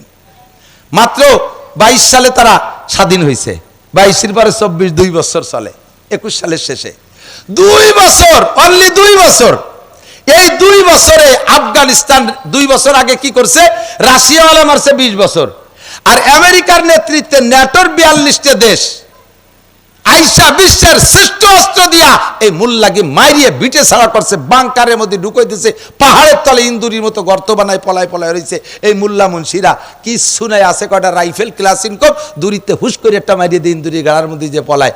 আল্লাহ তাআলা সেই মুল্লা বেগে হাতে 42টা বিশ্বসেরা 42টা বাহিনীকে, 42 দেশের বাহিনী ন্যাটোকে এমন মার খায় তার দাঁড়াইছে, জুতোর মালা গলায় দিয়ে তাড়াই দিছে তাদেরকে।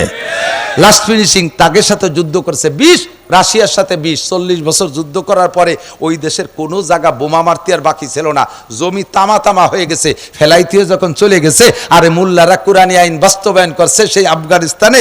মাত্র 2 বছরের ভিতরে তাদের রেমিটেন্সের দাম, তাদের টাকার দাম সারা পৃথিবীতে রোল নাম্বার 3, আমেরিকার ডলারের চাইতে আফগানের টাকার দাম বেশি। আমাদের টাকার কত দাম দেখছেন না? 13 সালে হজে গেছি, সে সময় 20 টাকা দিয়ে 1 রিয়াল কিনছি, আর এবার রোজার পরে উমরায় গেছি 33 টাকা দিয়ে রিয়াল কিনছি। দাম খালি নিচের দিক বাড়তিছে। আর সেই মুল্লাকে টাকার দাম 2 বছরে বিশ্বের ভিতরে রোল নাম্বার 3। আর একটা খেলা শুনবেন, সেই জমি রয়েছে গাছপালা যা ছিল আগের ডালিম বাগান, সেই ডালিম বাগানই রয়েছে। গাছ কাটিয়ে কুটে নতুন গাছ লাগাবে সে পয়সাও নাই, এর ভিতরে তারা জমি টমি পাইছে, সেই গাছই রয়েছে, তাই পরিচর্যা করছে। আর আসমানের কাছ থেকে চাইছে, আসমানের মালিক তুমি বলছো আসমান থেকে রিজিক আসে, তাই রিজিক দিয়ে দাও। গাছও জমিও সেই আফগানিস্তানের, গাছও সেই আগের ডালিম গাছ, গাছও পাল্টাই নেই। এই গাছে স্বাধীনের আগে, মুজাহিদদের হাতে আসার আগে তাদেরই জমিতে এই ডালিমে, এক গাছে যে ডালিম হইতো 4টে ডালিম লাগতো 1 কেজি হইতে, আর এখন মাত্র মুজাহিদদের হাতে আসার পরে, কুরআনী শাসন বাস্তবায়ন হওয়ার পরে আল্লাহ তাআলা ওই গাছের ডালিম, এক ডালিমে 1.5 কেজি 2 কেজি বানাই দিয়েছে।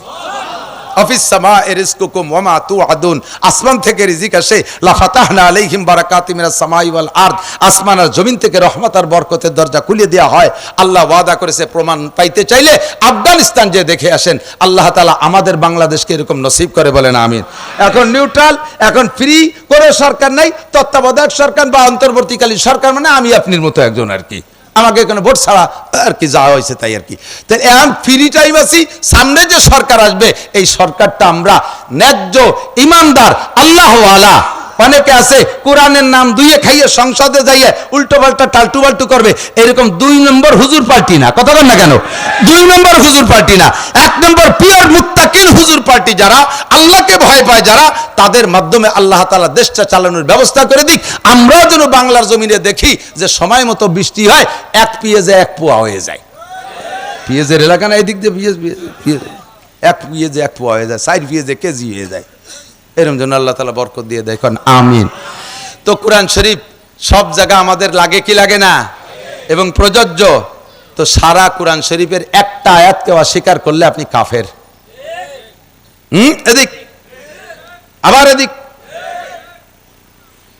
কয় কি, কোরআনের ভিতরে বাপের পরিত্যক্ত সম্পদ বন্টন করতে যে আল্লাহ তাআলা যে সংবিধান দিয়েছে এটা সঠিক হয় নাই, এটাকে সংশোধন করিতে হইবে। যেদিন এই কাম করছে সংশোধন করিও ছাড়ছে সরকারিভাবে, ছেলেও যা পাবে মাইও তাই পাবে। বাপের সামনে ছেলে মারা গেলে সেই ছেলের ছেলেরা বেওয়ারেস হয়ে যায়, এটা কোরআনের কথা। কয়টি হবে না, তারাও পাবে। আল্লাহ তোমার চেয়ে কম বোঝে না, বুঝে শুনে সংবিধান বানাইছে। তুমি যদি এর মধ্যে আঙ্গুল ঢুকাও, এটাকে পরিবর্তন করো, যদি এটাকে তুমি রাষ্ট্রীয় সংবিধান বানাও, তাহলে তুমি সেদিন কাফের হয়ে গেছো। তুমি সেদিন কাফের হয়ে গেছো। যে সরকার করছে, কোন সরকার করছে আমি ইতিহাস জানি না, যেই করছে সে সেদিন কাফের হয়ে গেছে।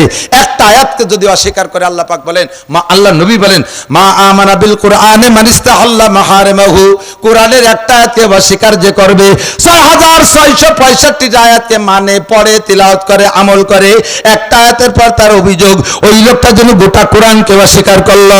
আর কোরআনকে অস্বীকার করা মানে কাফের হয়ে যাওয়া। কথা বলেন, কোরআনকে অস্বীকার করলে কি হয়? কোরআনকে অস্বীকার করলে কি হয়? আর কাফের হলে কি হয়? কাফের হলে কাফের হয় না, কাফের হলে আরো মেলাতে হয়। কি কি হয়? কাফের হলে আপনি পুরুষ, আপনি কাফের হয়ে গেছেন, আপনার ঘরে স্ত্রীরা আবার আপনার আকীদায় বিশ্বাসী না, সে জায়গা মতো ঠিক আছে, 2 জনের বিয়ে ভেঙে গেছে, তালাক দেওয়া লাগে না, আপনার বউটা ছুটি গেছে, এই ছুটা বউ নিয়ে রাত যাপন করবেন, জেনার গুনাহ হবে। 2 নম্বর। 3 নম্বর, এরপরে যদি বাচ্চা কাচ্চা একটা হয়, তবে জারুর বাচ্চা, হারামজাদা জারুর সন্তান। 4 নম্বরে বিনা তওবায় আবার কলেমা পড়ে মুসলমান না হইলে আপনি যদি এই অবস্থায় মারা যান, আপনার মুসলমানদের তরিকায় কাফন পরানো যাবে না, গোসল করানো যাবে না, জানাজা পড়ানো যাবে না, মুসলমানের কবরস্থানে দাফন করানো যাবে না, তোমারে পাঠাই দিতে হবে শ্মশানে পুড়াইয়ে ছাই বানাই উড়িয়ে দেবে। এত কিছু হলো কাফেরের রেজাল্ট একটা আয়াতকে অস্বীকার করলে। এবার আল্লাহ পাক রব্বুল, মনে রাখবেন একটা একটা করে, আল্লাহ পাক কোরআন শরীফের ভিতরে যে বিষয়গুলোকে ইম্পর্টেন্ট মনে করেছেন, ইম্পর্টেন্ট ইংরেজি তো বোঝেন, আমি আবার ইংরেজিতে আলিফও জানি না, দুই একটা শিহি তাই কই, তা আবার জায়গায় জায়গায় ভুল হয়ে যায়, শেষে আবার কমেন্টে মেলা দীক্ষা টিক্ষা দেয়, এই জন্য ছাড়িয়ে দিয়েছি ফেরা ইংরেজি কয়া। তো আমার মনে হয় এটা ভুল কই নেই, যেটা ইম্পর্টেন্ট জরুরি, ঠিক আছে নাকি, এইটাকে আল্লাহ তাআলা একটু আলোচনা বেশি করেছেন, যেটা আরো জরুরি সেটাকে আরো বেশি আলোচনা করেছেন, ভেরি ভেরি ইম্পর্টেন্ট, ঠিক আছে নাকি। আপনাকে সে শিখে আবার আপনাকে ফেরত দেই। তো ইম্পর্টেন্ট, ভেরি ভেরি ইম্পর্টেন্ট আল্লাহ তাআলা বাছাই করছে। কিয়ামত পর্যন্ত ফিরাউন মার্কা যত কাফের বিগত চলে গেছে তার ভিতরে সবচাইতে বড় ধামলা ফিরাউন আর নমরুদ আর সাদ্দাদ। এই জন্য আল্লাহ তাআলা সবচেয়ে কোরআন শরীফের ভিতরে ফিরাউনের কিসসার আলোচনা বেশি করছে, তারপরে সাদ্দাদ নমরুদের আলোচনা, এরপরে করছে অন্যদের। কেন করছে? কিয়ামত পর্যন্ত আর তো নবী আসবে না, আর আসমানি কিতাব আসবে না, এক কিতাবের মধ্যে সারিয়ে দেব। কিয়ামত পর্যন্ত বহুত সাদ্দাদ আসবে, বহুত নমরুদ আসবে, বহুত ফিরাউন আসবে। সব ফিরাউনরা এই ফিরাউনের কাছ থেকে যাতে সবক নিতে পারিস। ফাতাবিরু ইয়া উলিল আবসার। বর্তমান বিশ্বে ফিরাউন আছে না নাই? নেতানিয়াহু ফিরাউন কিনা? নমরুদ কি বলা হয়, জো বাইডেন ফিরাউন কিনা? হ্যাঁ, নমরুদ কিনা? নমরুদ ইব্রাহিম আলাইহিস সালামের সময় হাজার হাজার শিশু সন্তান হত্যা করেছে। ফিরাউন মুসা আলাইহিস সালামকে দুনিয়া আসতে দেবে না বলে শিশু সন্তান হত্যা করেছে। আর এই শুকর, সাড়ে শুয়োর, লাল চামের শুয়োর, এই শুয়োরটা নেতানিয়াহু 16 থেকে 17,000 শিশু সন্তান হত্যা করে দিয়েছে। তাহলে এরা ফিরাউন না? আর আমার খালি ও দেশে পাঠাবো কে ফিরাউন? আমাকে বাংলাদেশে ফিরাউন আছে না? তো এই সব ফিরাউনের শিক্ষার জন্য আল্লাহ তাআলা এই কিস্সাগুলো বেশি আনছে। 2 নম্বরে, আমাদের মুসলমান হওয়ার পরে সবচাইতে শ্রেষ্ঠ ইবাদত কোনটা? জিকির। মাইজবান্ডার যাওয়া, আটরশি, চন্দ্রপাড়া যাওয়া, সবচেয়ে শ্রেষ্ঠ ইবাদত কোনটা? নামাজ। কয় না কে? না ভরেন না বলে জানেন না, ভর্তি ভর্তি ভুলিয়ে গেছেন, সেই জন্যই কর না। শ্রেষ্ঠ ইবাদত কি? নামাজ। এই জন্য নামাজের আলোচনা কোরআন শরীফের ভিতরে 82 বার। কয়বার? 82 বার। ইম্পর্টেন্ট না, এটা ইম্পর্টেন্ট, ভেরি ভেরি। আর একটা আছে, নামাজ শ্রেষ্ঠ ইবাদত কালাম। শ্রেষ্ঠর উপরে কি আর কিছু থাকে? সবচেয়ে বড়, তার উপরে কি বড় থাকে? একজনটা 4 ভাই, 1 বছর পর পর হইছে টপ টপ টপ টপ করে 4 ভাই, 4 বছরে 4 ভাই। ছোট থাকতে আমার ছোট ছোট, কিন্তু ঝাঁকা মারিয়ে 16, 18, 20, 22 বছরের সময় 4 ভাই একে ধাক্কায় বিটা হয়ে গেছে। এখন 1 বছরের ডিস্টেন্স, তো বোঝা যায় না কোনটা বড় কোনটা ছোট। এক মুরব্বী মাইজেজনটা জিজ্ঞেস করছে, তোকে তো সব কাই বাইরে একরকম দেওয়া যায়, তোকে কিন্তু বড় কিনা? কাকা সবচেয়ে বড় আমি, তার চেয়ে বড় মেবাই। সবচেয়ে বড় আমি, তার চেয়ে বড় মেবাই। তাহলে এটা ভাও কথা না? তো সবচেয়ে বড় বড় বড় থাকে কে রে? তাহলে সবচেয়ে বড় ইবাদত নামাজ, এর মধ্যে সন্দেহ নাই।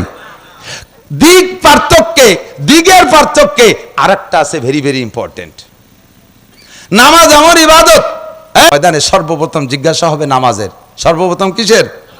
ফামান সালুহাত সালুহা সাইরু আমালিহি। নামাজের পোস্টে যে পার হতে পারবে, সব জায়গা সে বিনা হিসাবে পার হইয়া যাবে।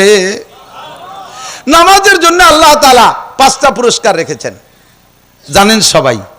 4টে মরার পরে একটা দুনিয়ায়।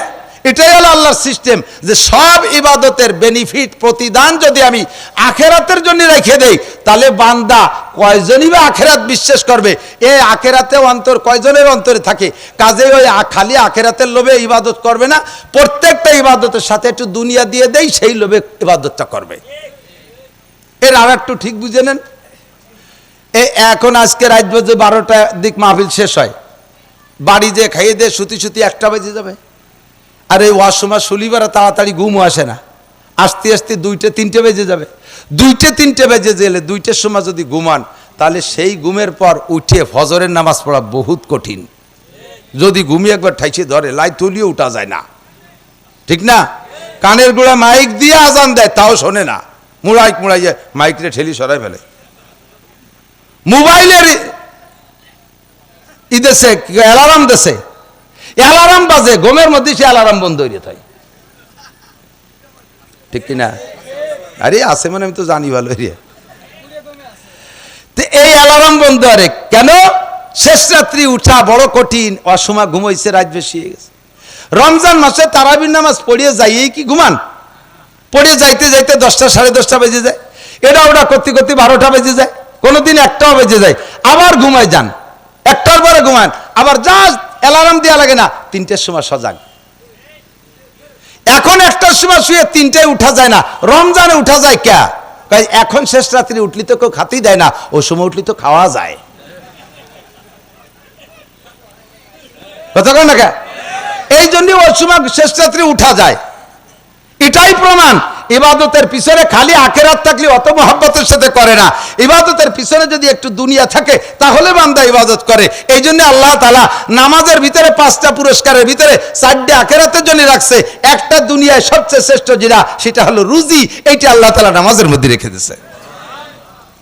নামাজের ভিতরে নামাজকে আল্লাহ তাআলা জরুরি মনে করে 82 বার আলোচনা করছে। তবে এই নামাজ পড়তে পড়তে এদিক তাকান, নামাজও ফরজ, রোজাও, হজও, যাকাতও, এই 4টে ফরজ আমি ধরি। তো নামাজ ফরজ, রোজাও ফরজ। 16-17 মাস লম্বা টাইম জ্যৈষ্ঠ আষাঢ় মাসে রোজা রাখছেন না মুরব্বীরা?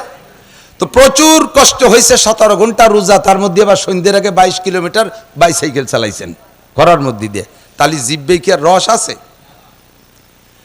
এখন এই সারা দিন রোজা রাইখা দিনের অন্য ওয়াক্ত নামাজ পড়ছেন, মাগরিবের সময় আজান দিয়েছে, ইফতার করিয়ে গলা সমান খাইয়ে গোড়ই পড়ছেন, আল্লাহর কাছে আল্লাহ সারাদিন রোজা ছিলাম, আমি নামাজ পড়তে পারবো না, অনুমতি আছে? নামাজ পড়তে রোজা রাইখা কষ্ট, আরেকটা ফরজ তো রোজা, এই ফরজটা আদায় করতে যাইয়া এখন নামাজ পড়তে কষ্ট হয়ে গেছে, নামাজ বাদ দেওয়া জায়েজ আছে? 2 কোটি টাকা জাকাত দেওয়ার জন্য বেরোইছেন, গ্রাম ভরে ঘুরে ঘুরে জাকাত দিয়েছেন বাড়ি বাড়ি যাইয়া, কারণ অমুক নেতার পরিচয়, গরিব দুঃখীর দরজায়। আরো জাকাত দিয়ে বাইরে গেছে নির্বাচনের আগে, বাড়ি বাড়ি ঘুরিয়ে ঘুরিয়ে জাকাত দিয়েছেন, ভোট কালেকশন করছেন, যা করছেন জাকাত দিচ্ছেন আর কি। তো এই জাকাত দিতে দিতে ভীষণ কষ্ট হয়ে গেছে, এখন আসরের নামাজের রক্ত হয়েছে, আপনি যে শুয়ে পড়ছেন, আল্লাহ আমি তোমার একটা ফরজ জাকাত আদায় করছি, আমি নামাজ পড়তে পারবো না, অনুমতি আছে? তাহলে নামাজ এমন ইবাদত, রোজায় যত কষ্ট হোক নামাজ ছাড়ার অনুমতি নাই, যাকাত দিতে যত কষ্ট হোক নামাজ ছাড়ার অনুমতি। হজ যারা করছেন, হাজি সাহেব আছেন কেউ? হাজি সাহেব, হজ করা হাজি সাহেব, রিয়া হবে না, এমনিটা আমি সাক্ষী চাচ্ছি আর কি, যাই হোক 3-4 জন পাইছি। হজ যদি পায়ে হেঁটে করে থাকেন, গাড়িতে করলে বাড়ি একটা কষ্ট হইলেই, পায়ে হেঁটে যদি করে থাকেন, আরাফাতের থেকে মুজদালিফায় 11 কিলোমিটার যদি পায়ে হেঁটে যেয়ে থাকেন, এইটুক যাইতে প্রথম 3 কিলোমিটার যাইতে হাঁটা লাগে না, মাগরিবের আজান দেয় আরাফাতের মাঠে, ওই সময় রওনা দিতে হয়, আরাফাতে মাগরিব পড়া যাবে না, মাগরিব পড়তে হবে মুজদালিফায় যাই 11 কিলোমিটার হেঁটে যে আগে মাগরিব, এর সাথে সাথে ঈশা পড়তে, এরকম জমাবাইনা সলাতাইন। এই 11 কিলোমিটারের প্রথম 3 কিলোমিটার এত ঘন মানুষ, আপনার হাঁটা লাগবে না, খালি পড়িয়ে না গেলিয়ায় সোজায় দাঁড়ায় থাকবেন, গস্তি 3 কিলোমিটার চলে যাবেন। এমন গরমের গরম, সরকার হেলিকপ্টার দিয়ে উপর দিয়ে পানি মারে, দেখছেন কিনা? পাইপের মাথায় ফিস ফিস করে পানি ছাড়ে, ঠান্ডা পানি দেয়, এত গরম। এই কষ্ট করে 11 কিলোমিটার হেঁটে যাইতে যাইতে মুজদালিফা অনেক রাত, ওখানে যাইয়া আবার ফ্লোরে থাকতে হবে, অনেক ঘর বাড়ি নাই, পিজির পর পাথরের উপরে গামছা গুমছো বিছিয়ে রাত্রে একটু শুইতে হবে, শোয়া সুন্নাত। এই জায়গায় একটু গড়াগড়ি কইরা আবার ফজরে আজান দিলি, ওখান থেকে ফজরের নামাজ পড়িয়ে তারপরে শয়তান মারার দিক জামরায় যাইতে হবে 6 কিলোমিটার হাঁটিয়ে। এই 6 কিলোমিটার হাঁটে যাওয়ার পরে শয়তানরে মাইরেটারে আবার মক্কা 4 কিলোমিটার সুড়ঙ্গ রাস্তায় দিয়ে হেঁটে যাইয়া আবার সেখানে আপনি পায়ে হেঁটে যাইতে যেতে গাড়িওয়ালারা আগে চলে যায়, উন্ডা যে কাবাগরের মাতাব যেটা এর মধ্যে নিচে জায়গায় দিয়ে ঘোরে, ওই জায়গা ব্লক হয়ে যায়, আপনি যে ভিতরে জায়গা পাবেন না, আপনার ঘুরতে হবে মসজিদের মধ্যে দিয়ে, আর মসজিদের ভিতরে একটা গুল্লি দিয়ে এই জায়গায় আসতে 1 কিলোমিটার, এই জায়গায় শেষে যায় 7 কিলোমিটার, এরপরে সফা আর মারওয়া 450 মিটার, প্রায় আধা কিলো, দেখতে এরকম মনে হয় না কিন্তু আর্টিকেলি বোঝা যায়, এই আধা কিলো 7 বার। এ করার পরে যত বড় শক্তিশালী মানুষ হোক না কেন, তার শরীরে আর কোনো তেজ থাকে না, ও না সে গোড়ই পড়ে। এই ক্লান্ত হয়ে যদি কয় আল্লাহ এই বাংলাদেশেতে আইসিয়া এই বুড়োকালে আইসিয়া এত কষ্ট করে হজ করছি, আমি কিন্তু আসরের নামাজ পড়তে পারবো না, আল্লাহ কাছে সূরা তোমার এই হতে আসতে কইছে কিনা? তাই হজ ফরজ, এ যত কষ্ট হোক আদায় করতে করতে কি নামাজ ছাড়িয়ে দেওয়ার অনুমতি আছে? রোজা ফরজ, আদায় করতে করতে কষ্ট হলে কি নামাজ ছাড়ার অনুমতি আছে? যাকাত ফরজ, আদায় করতে করতে কষ্ট হলে কি নামাজ ছাড়ার অনুমতি আছে? এমন একটা ইবাদত আছে যেই ইবাদতটা করতে যাইয়া নামাজ যে ছেড়ে দেওয়ার অনুমতি আছে। সেটা কি? আল্লাহর নবী খন্দকের যুদ্ধে খন্দক খনন করতেছে, খাল খন্দক খনন করে শেষ করতে পারে নাই, গোয়েন্দা মোসাদ এসে খবর দিছে হুজুর চলে আইছেন প্রায় কাফের, তাড়াতাড়ি খুঁজে সারেন। হুজুর কয় জোহরের রক্ত এসে গেছে, থাক নামাজ, আগে খন্দক খনন করো। খুঁজতে খুঁজতে আসর খনন করা শেষ হয় নাই, থাক আসরের নামাজ, আগে খন্দক খোঁজো, আগে জিহাদ। এসে গেছে মাগরিব, খন্দক খনন শেষ হয় নাই, সৈন্য এসে যাচ্ছে, থাক মাগরিব, আগে যুদ্ধের বাংকার খোঁজো। চলে আসছে ঈশা, ঈশার রক্ত রাত 12টা 1টা 2টা 3টে পর্যন্ত, এ পর্যন্ত খনন কয় যে না খনন শেষ হয় নাই, থাক ঈশা, পরে এক সময় পড়িয়ে নিয়ে যাবে, আগে খন্দক খনন করো। তাহলে আমি কি বুঝাইতে চাইছি? এ দোস্ত, নামাজ ফরজ, এই ফরজ আদায় করতে অন্য কোন ফরজ যত কষ্ট হোক সেই ফরজের কারণে নামাজ ছেড়ে দেওয়া জায়েজ নাই। আর জিহাদ ফরজ, এই ফরজটা আদায় করতে যাইয়া নামাজের মতো ইবাদত, রাসূলের মতো ব্যক্তি, সাহাবায়ে কিরামদের মতো মুসল্লি 4টে ওয়াক্ত কাজা করেছেন, 4টে ওয়াক্ত কাজা করেছেন। তাহলে বোঝা যায় নামাজ ইম্পর্টেন্ট, জিহাদ জায়গা বিষয় ভেরি ভেরি ইম্পর্টেন্ট।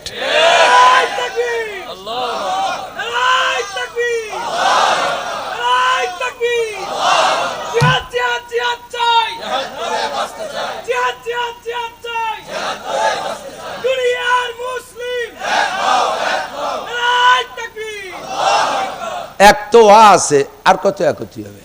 এক হয়ে বসে থাকলে কাজ হবে? দুনিয়ার মুসলিম এক হও, জিহাদ করো। দুনিয়ার মুসলিম, দুনিয়ার মুসলিম, জো বাইডেনের চামড়া, নেতানিয়াহুর চামড়া, আমরা ওর চামড়া তুলতে যাবো কা? শুয়োরের চামড়া হাত দিতে যাবো কা? ওর গায়ে হাত দিতে যাবো না। নেতানিয়াহুর চামড়া কুত্তোয় কামড়া, নেতানিয়াহুর চামড়া, নেতানিয়াহুর চামড়া, ওরে সুলতি আমার হাতও দেবো না, ঘিন্না আরে, ঠিক কিনা? গুলিয়ে উড়াই দিতে হবে শুয়োর। এখন যদি কেউ জিহাদের আয়াত পড়লে আর জিহাদের আলো, আমি কি বুঝতে পারছি? অযৌক্তিক দলিল আছে না নাই?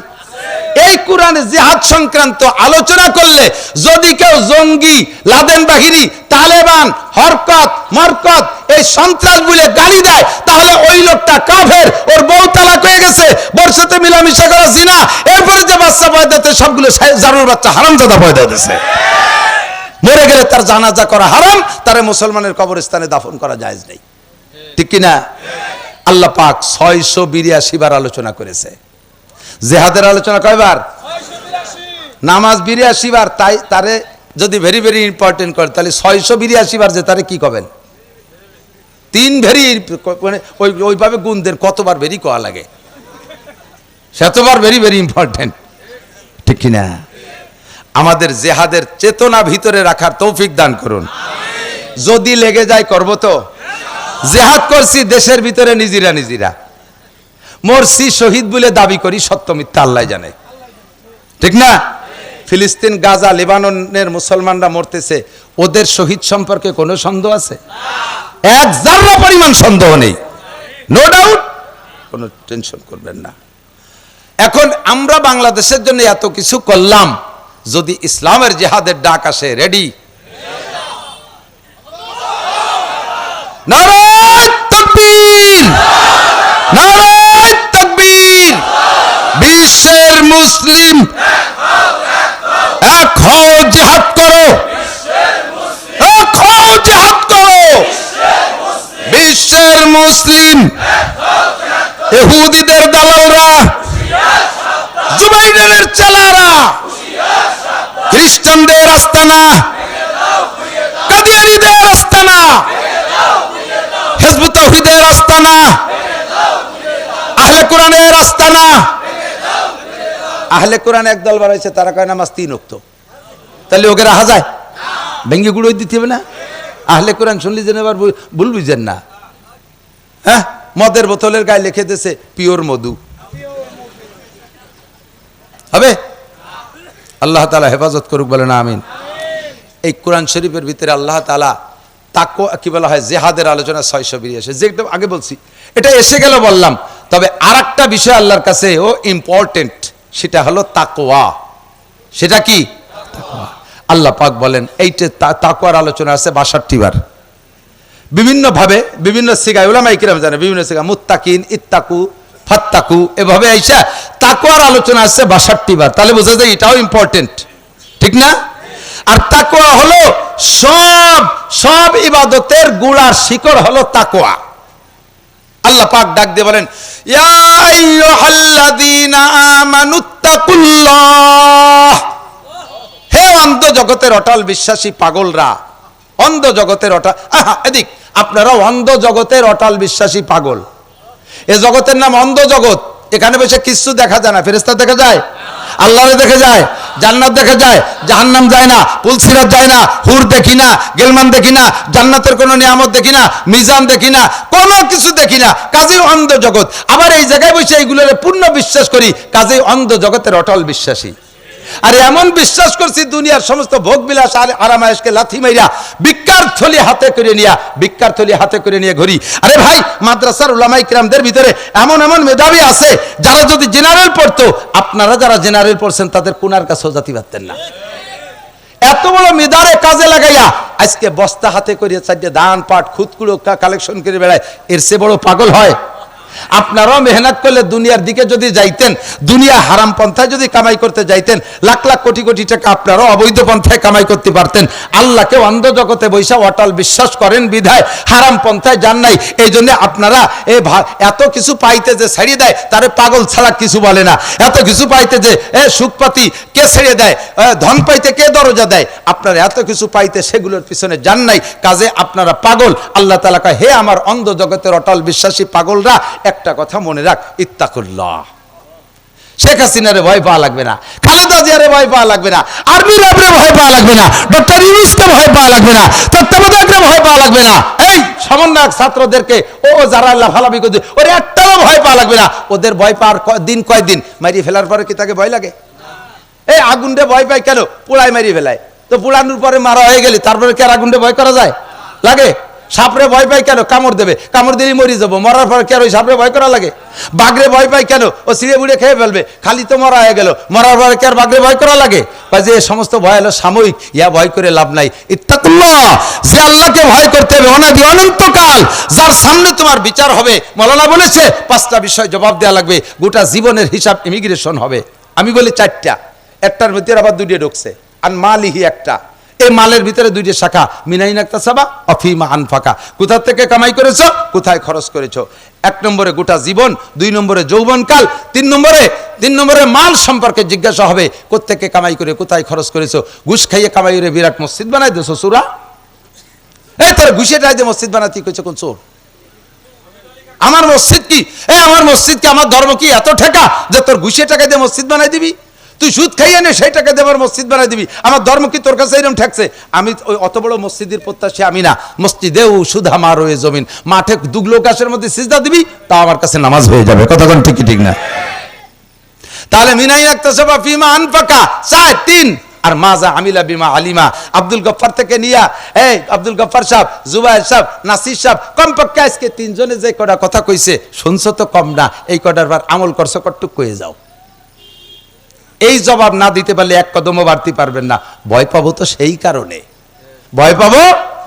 ইত্তাকুল্লাহ।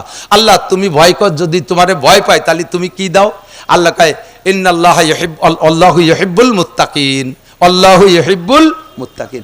আল্লাহ মুত্তাকিনরে ভালোবাসে। আল্লাহ মুত্তাকিনরে, আরে কথা কয় না, আল্লাহ মুত্তাকিনরে। আল্লাহ যদি ভালোবাসে আর কিছু লাগে? এখন আর কিছু লাগে? তৎকালীন প্রধানমন্ত্রী, মাননীয় প্রধানমন্ত্রী জননেত্রী শেখ হাসিনা সেই কালের বাড়ি গেছে টুঙ্গিপাড়া, যাই এক কৌতূহল জাগছে যে সপ্তাহে তো উঠি, ভ্যানে উঠিনি তো কোনোদিন। এক যুবকরা ডাক দেয়, তোর ভ্যান কানান উঠবো। ওই ভ্যানে উঠে ওনার বাড়ির মধ্যে দিয়ে একটু ঘুরিয়ে বেড়াইছে। একটুক ভালোবাসায় সেই যুবকের বিমান বাহিনীতে চাকরি হয়ে গেছে। যদি প্রধানমন্ত্রীর একটুক নজরে ভ্যানালার চাকরি হয়ে যায় বিমান বাহিনী, আর আল্লাহ মুত্তাকিনরে ভালোবাসলি তার চাকরি হবে জান্নাতুল ফেরদাউস। কোথায়? তা আল্লাহ তাআলার ভালোবাসা পাইতে হলে মুত্তাকিন হওয়া লাগবে। মুত্তাকিন কে? যার ভিতরে তাকওয়া আছে। কি আছে? তাকওয়া। তাকওয়া মানে আল্লাহর ভয়। সংক্ষেপে বলেন তাকওয়া মানে আল্লাহ। আল্লাহ তো জান্নাত পাইলাম, তোমার ভালোবাসা পাইলাম, দুনিয়ায় কি পাবো কও? প্রত্যেক ইবাদতের বিনিময় দুনিয়া আছে কইছি না? তাহলে দুনিয়ায় কি পাবো? আল্লাহ এদিক তাকান, আল্লাহ কয় ইন্না আকরামাকুম ইনদাল্লাহি আতকাকুম। তোমাদের মধ্যে সম্মানী হতে চাও না কে? কেউ কি অসম্মানী হতে চান? বেইজ্জত হতে চান? অপমানিত হতে চান? লাঞ্ছিত হতে চান? ধিক্কৃত হতে চান? সম্মান চান কি চান না? পদমর্যাদা চান কি চান না? আল্লাহ পাক বললেন ইন্না আকরামাকুম ইনদাল্লাহি আতকাকুম।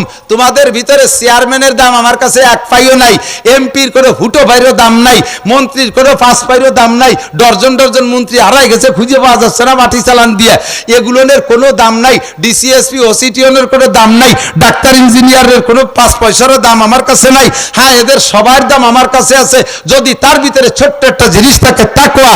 আল্লাহ পাক বলেন আকরামাকুম ইনদাল্লাহি আতকাকুম। তোমাদের যার ভিতরে তাকওয়া আছে, পরহেজগারি আছে, সে আমার কাছে সবচেয়ে সম্মানী। তাহলে সর্বশ্রেষ্ঠ সম্মান পাইতে হলে কি লাগবে? তাকওয়া। এরপরে কইলাম আর কি দাও আল্লাহ তাকওয়ার বিনিময়? আল্লাহ কয় ওমাইয়াত্তাকিল্লাহ ইয়াজআল লাহু মাখরাজা ওয়া ইয়ারযুকহু মিন হাইসু লা ইয়াহতাসিব। তাকওয়া যদি তোমার মধ্যে থাকে তাহলে তোমাকে যা দেই সেটা হলো ওমাইয়াত্তাকিল্লাহ ইয়াজআল লাহু মাখরাজা। তার জন্য বিপদ থেকে বের হওয়ার হাজারো রাস্তা আমি আল্লাহ তাআলা খুলে দেই। তাকওয়ার বিনিময়ে আল্লাহ তাআলা বিপদ থেকে মুক্তির দরজা খুলে দেয়। কথা কোন? তাকওয়ার বিনিময়ে তুমি যত বড় বিপদে পড়ে যাও, তোমার ভিতরে যদি আল্লাহর ভয় থাকে, আল্লাহ ওখান থেকে বাঁচার ব্যবস্থা করে দেবেই দেবে। ছোট্ট করে একটা বলি, হযরত ইউসুফ আলাইহিস সালাতু ওয়াস সালামের কিসসা সবাই জানেন, আমার যেটুক লাগবে সেটুক কব। ইউসুফ আলাইহিস সালামকে আল্লাহ তাআলা যে রূপ দিয়েছিলেন, এই রূপের বিবরণ তাফসীরে জালালাইনে লেখে উতিয়াত লাহু শাতরুস সূরা। গোটা মানব জাতির জন্য আল্লাহ তাআলা যে রূপ চেহারা বাজেট করছে, মানবিক একটা রূপ আছে না, বাঘ জাতির একটা রূপ আছে, বিড়াল জাতির রূপ আছে, কুত্তা জাতির রূপ আছে, এক এক জাতির একটা রূপ আছে না, টোটাল মানব জাতির যে রূপ আছে, এই রূপ রে ভাগ করে ইউসুফ আলাইহিস সালাম রে একারে দেশে অর্ধেক, চেরবার নাই কট্টু কইছে তাতে কেজি 2। আর যে অর্ধেক ছিল না রূপ, তার অর্ধেক দেশে ইউসুফ আলাইহিস সালামের দাদি রে, তালি কত হলো? 3 ফুয়া, 75%, 75। আর যে চাইরে না, এই সারা দুনিয়ায় ভাগ হয়েছে, আমি, আপনি, প্রিয়াঙ্কা চোপড়া, আরো যারা যারা আছে ওই জগতে, এই জগতে, আধ্যাত্মিক জগতে, সবাই মিলে ভাগ পাইছে। ওই টুকির মোহাব্বতের ঠেলায়, ওই রূপের ঝলকে যুবকরা একজনের প্রেমে পড়ে আর একজন কচু গাছের সাথে গলায় দড়ি নিয়ে মরতেছে, গুল খাইয়ে মরতেছে, ট্রেনের তলে মাথা দিচ্ছে। তাহলে কট্টুকিতে কট্টুক ভাগে পাইছেন। আর এই ইউসুফ আলাইহিস সালাম যদি একা অর্ধেক পেয়ে থাকে, তাহলে তার পিছনে জুলাইখা পাগল হওয়াটা জুলাইখারে দোষ দেওয়া যায় না। এক ঝলক দেখে মিশরের 100 সুন্দরী মাইয়া লেবু কাটতে যে আঙ্গুল কেটে ফেলাইছে। এই জুলাইখা ইউসুফ আলাইহিস সালাম টলমলে যুবক, তারে নিয়ে নির্জনে চলে গেছে। জানে যে ইউসুফ তো বুজুর্গ মানুষ, চাল চলনে তো বোঝা যায় পোলাপান হলিও, যুবক হলিও, তো এরে নিয়ে যা করতে যাচ্ছি সহজে মানবে না। আমি বললেই ও দরজা খুলে দৌড় মারবে। ঘরের সব দিন তালা সিস্টেম করে বাইর পাশ, ভিতরে দেয় খিল বা সিটকেনি। আর যদি খিল সিটকেনি দেয় তো ইসুফ টাইম দিয়ে খুলে বেরোয় যাবে, এই জন্য মিস্ত্রি আইনে আগে ভিতরে তালা সিস্টেম করছে। 7টা তালা দিয়ে আটকাইয়া জুলাইখা ইউসুফ আলাইহিস সালামের সামনে গায়ের সম্পূর্ণ কাপড় খুলে ফেলাইছে। তৎকালীন জুলাইখাও বিশ্ব সুন্দরীদের মধ্যে আজিজে মেসের শ্রীমতী জুলাইখা। আমাকে ইন্ডিয়ায় ছিল না শ্রীমতী ইন্দিরা গান্ধী, শ্রীমতী জুলাইখা। এই শ্রীমতী জুলাইখা যুবতী সামনে গায়ের সম্পূর্ণ কাপড় খুলে ফেলা দিচ্ছে টলমলে একটা যুবকের সামনে। বলেন তো ঈমান ঠিক রাখা কত কঠিন। ইউসুফ আলাইহিস সালাম নিজেই বলেন ওমা উবাররিউ নাফসি, আমি আমার তখন নফসের উপরে আত্মবিশ্বাস হারাই ফেলতে গেছিলাম। ইন্না নাফসালা আম্মারাতুম বিসসু, নফসের স্বভাবই হলো খারাপের দিকে ঠেলে, আমারে বারবার ধাক্কায়, হয়ে যাক একবার। হাসেন না, ইল্লা মার রহিমা রব্বি, আল্লাহ যাকে এইরকম মুহূর্তে বাঁচায় সে ছাড়া কেউ বাঁচতে পারবে না। চ্যালেঞ্জ, এখানে বুড়ো যদি 80 বছরের বুড়ো হয় তবুও সে চেহারা পাল্টে যাবে, এইরকম সুযোগ পালি। কথা কন। ইউসুফ আলাইহিস সালাম ভয়তে কাঁপতেছে, ইতিমধ্যে দেখে জুলাইখা মূর্তি পূজারি ছিল, ওই ঘরের মধ্যে তার মূর্তি। সকালবেলা হিন্দুরা উঠে, মুসলমানরা উঠে যে কপালে সেবা টেবা উলুদ্দনি দেয় না, এই করে। এই জন্য জুলাইখা ওই কুর্নিশ মুর্নিশ করে বিদায় একটা ঘরের মধ্যে রাখছে। তো এই কাজের শুরুতে জুলাইখা ওই মূর্তিটার মুখ মাথা কাপড়, কালা কাপড় দিয়ে বাঁধিয়ে থুইছে, কালা কাপড় দিয়ে বাঁধিয়ে থুইছে। ইউসুফ আলাইহিস সালাম কয় এটা কি? কয় যে ওটা আমার ভগবান। তো কালা কাপড় দিয়ে মুখ বান্ধা, কয় যে এখন যে কাজ করতে যাচ্ছি ভগবানের সামনে কাজ করা ঠিক না, এই জন্য চোখ বাঁধিয়ে থুইছি। ইউসুফ আলাইহিস সালাম সুযোগ কয়েছে, কয় তোমার ভগবানের চোখ কালা কাপড় দিয়ে বাঁধিয়ে তুলি দেখে না, আর আমি যার ইবাদত করি তার চোখ কোনোটাই দিয়ে বান্ধা যায় না। তো তোমারটার সামনে যদি তুমি এ করতে না পারো, তা আমারটার সামনে আমি করতে পারবো না। ভিতরে এসে গেছে, আল্লাহ তাআলা তৌফিক দিয়েছে। ইতিমধ্যে দেখি ইয়াকুব আলাইহিস সালাম এই ঘরের মধ্যেই আঙ্গুল কামড়ায় ধরে বসা। ইউসুফ আলাইহিস সালাম বুঝিয়ে ফেলাইছে, আমি যে এই ঘরে, আমার আব্বা তো জানেই না, আমি বেঁচে আছি তাই আমার আব্বা জানে না। তো এই জায়গা আমার আব্বা কেন আসলো? নিশ্চয়ই আমারে পাহারা দেওয়ার জন্য আমার আব্বাকে আল্লাহ পাঠিয়েছে। এ কাম করা যাবে না।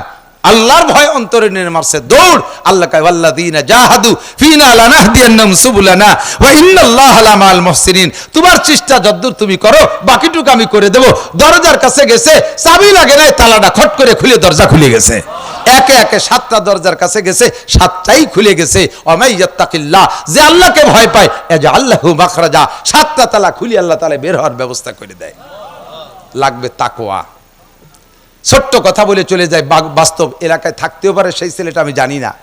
এই ফরিদপুর শহরে আসছি মাহফিল করতে। মাহফিলের শেষে খানা দানা খাইছি, খানার পরিবেশন করতেছে একটা যুবক, মাথায় পাগড়ি, জুব্বা পরা, ফিসফিসে পাতলা দাড়ি। খেদমতের শেষে চলি যখন আসতেছি মাহফিল শেষ করে, যুবক বলতেছে, হুজুর আমার পরিচয়টা তো নিলেন না, আমি কি এটা একটু শুনলেন না? তাই কও কি যেন নাম কইলো মনে নাই। কি করো? আমি রাজেন্দ্র কলেজের ছাত্র। মাথায় জুব্বা, মাথায় পাগড়ি, গায়ে বড় জুব্বা, ফিসফিসে পাতলা দাড়ি। হুজুর আমি কোথায় থাকি একটু একটু একটু বরকত দিয়ে যাবেন পা দিয়ে।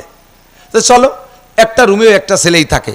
রুমে যাইয়া আমি হিদায়ত হয়ে গেছি, ওর রুম দেখে আমি হিদায়ত হয়ে গেছি। রুমের মধ্যে যে দেখি সাদে লেখা আল্লাহ দেখে, বাংলায় লিখে থুইছে। ওয়ালে লেখা, সাইড দেওয়ালে লেখা আল্লাহ দেখে। আমি তুমি লেখছো কে? কয় যদি একা একা রুমের মধ্যে থাকি, গুনাহ করার বহুত সিস্টেম আছে, তো গুনাহ করতে কোনো না কোনো দিক তোমার চোখ পড়বে, যেদিক চোখ পড়বে সেদিক লেখা আছে, সেদিকে দেখি আল্লাহ দেখে। তা আল্লাহ যখন দেখে, আমি এই জায়গা কিভাবে গুনাহ করব? আমি তার এই কথা থেকে হিদায়াত পাইছি, এ বুঝটা আমারও ছিল না। আল্লাহ তাআলা তাকে ওলি বানায় দিক, বলেন আমিন। ও যুবক, গুনাহ থেকে বাঁচতে হলে এমন একটা সিস্টেম তৈরি করো, তোমার ভিতরে এই কথাটা সেট করে ফেলো, আমি যে হালাতে যে গুনাহ করি কে দেখে? মদ খাই আল্লাহ দেখে, বিড়ি খাই আল্লাহ দেখে, জেনা করি আল্লাহ দেখে, গাঁজা খাই আল্লাহ দেখে, ইয়াবা খাই আল্লাহ দেখে, ফেসবুক দেখি আল্লাহ দেখে। আল্লাহর সামনে আমি এই কাম কিভাবে করব, এই ভয়টা যদি তুমি তৈরি করতে পারো, আল্লাহ কা ইয়ারযুকু মিন হাইসু লা ইয়াহতাসিব, ধারণার বাহির স্থান থেকে আল্লাহ তাআলা রুজির ব্যবস্থা করে দেবে। সবাই বলেন আমিন। একটা তারিখ মুখস্থ করেন, 10, 11, 12 জানুয়ারি। কবেন না? জানুয়ারি 2025 কি নির্বাচন? বিশ্ব ইজতেমা। কি হবে? যাবেন ইনশাআল্লাহ? যাবেন ইনশাআল্লাহ? আল্লাহ তাআলা সবাইকে তৌফিক দান করে বলেন আমিন।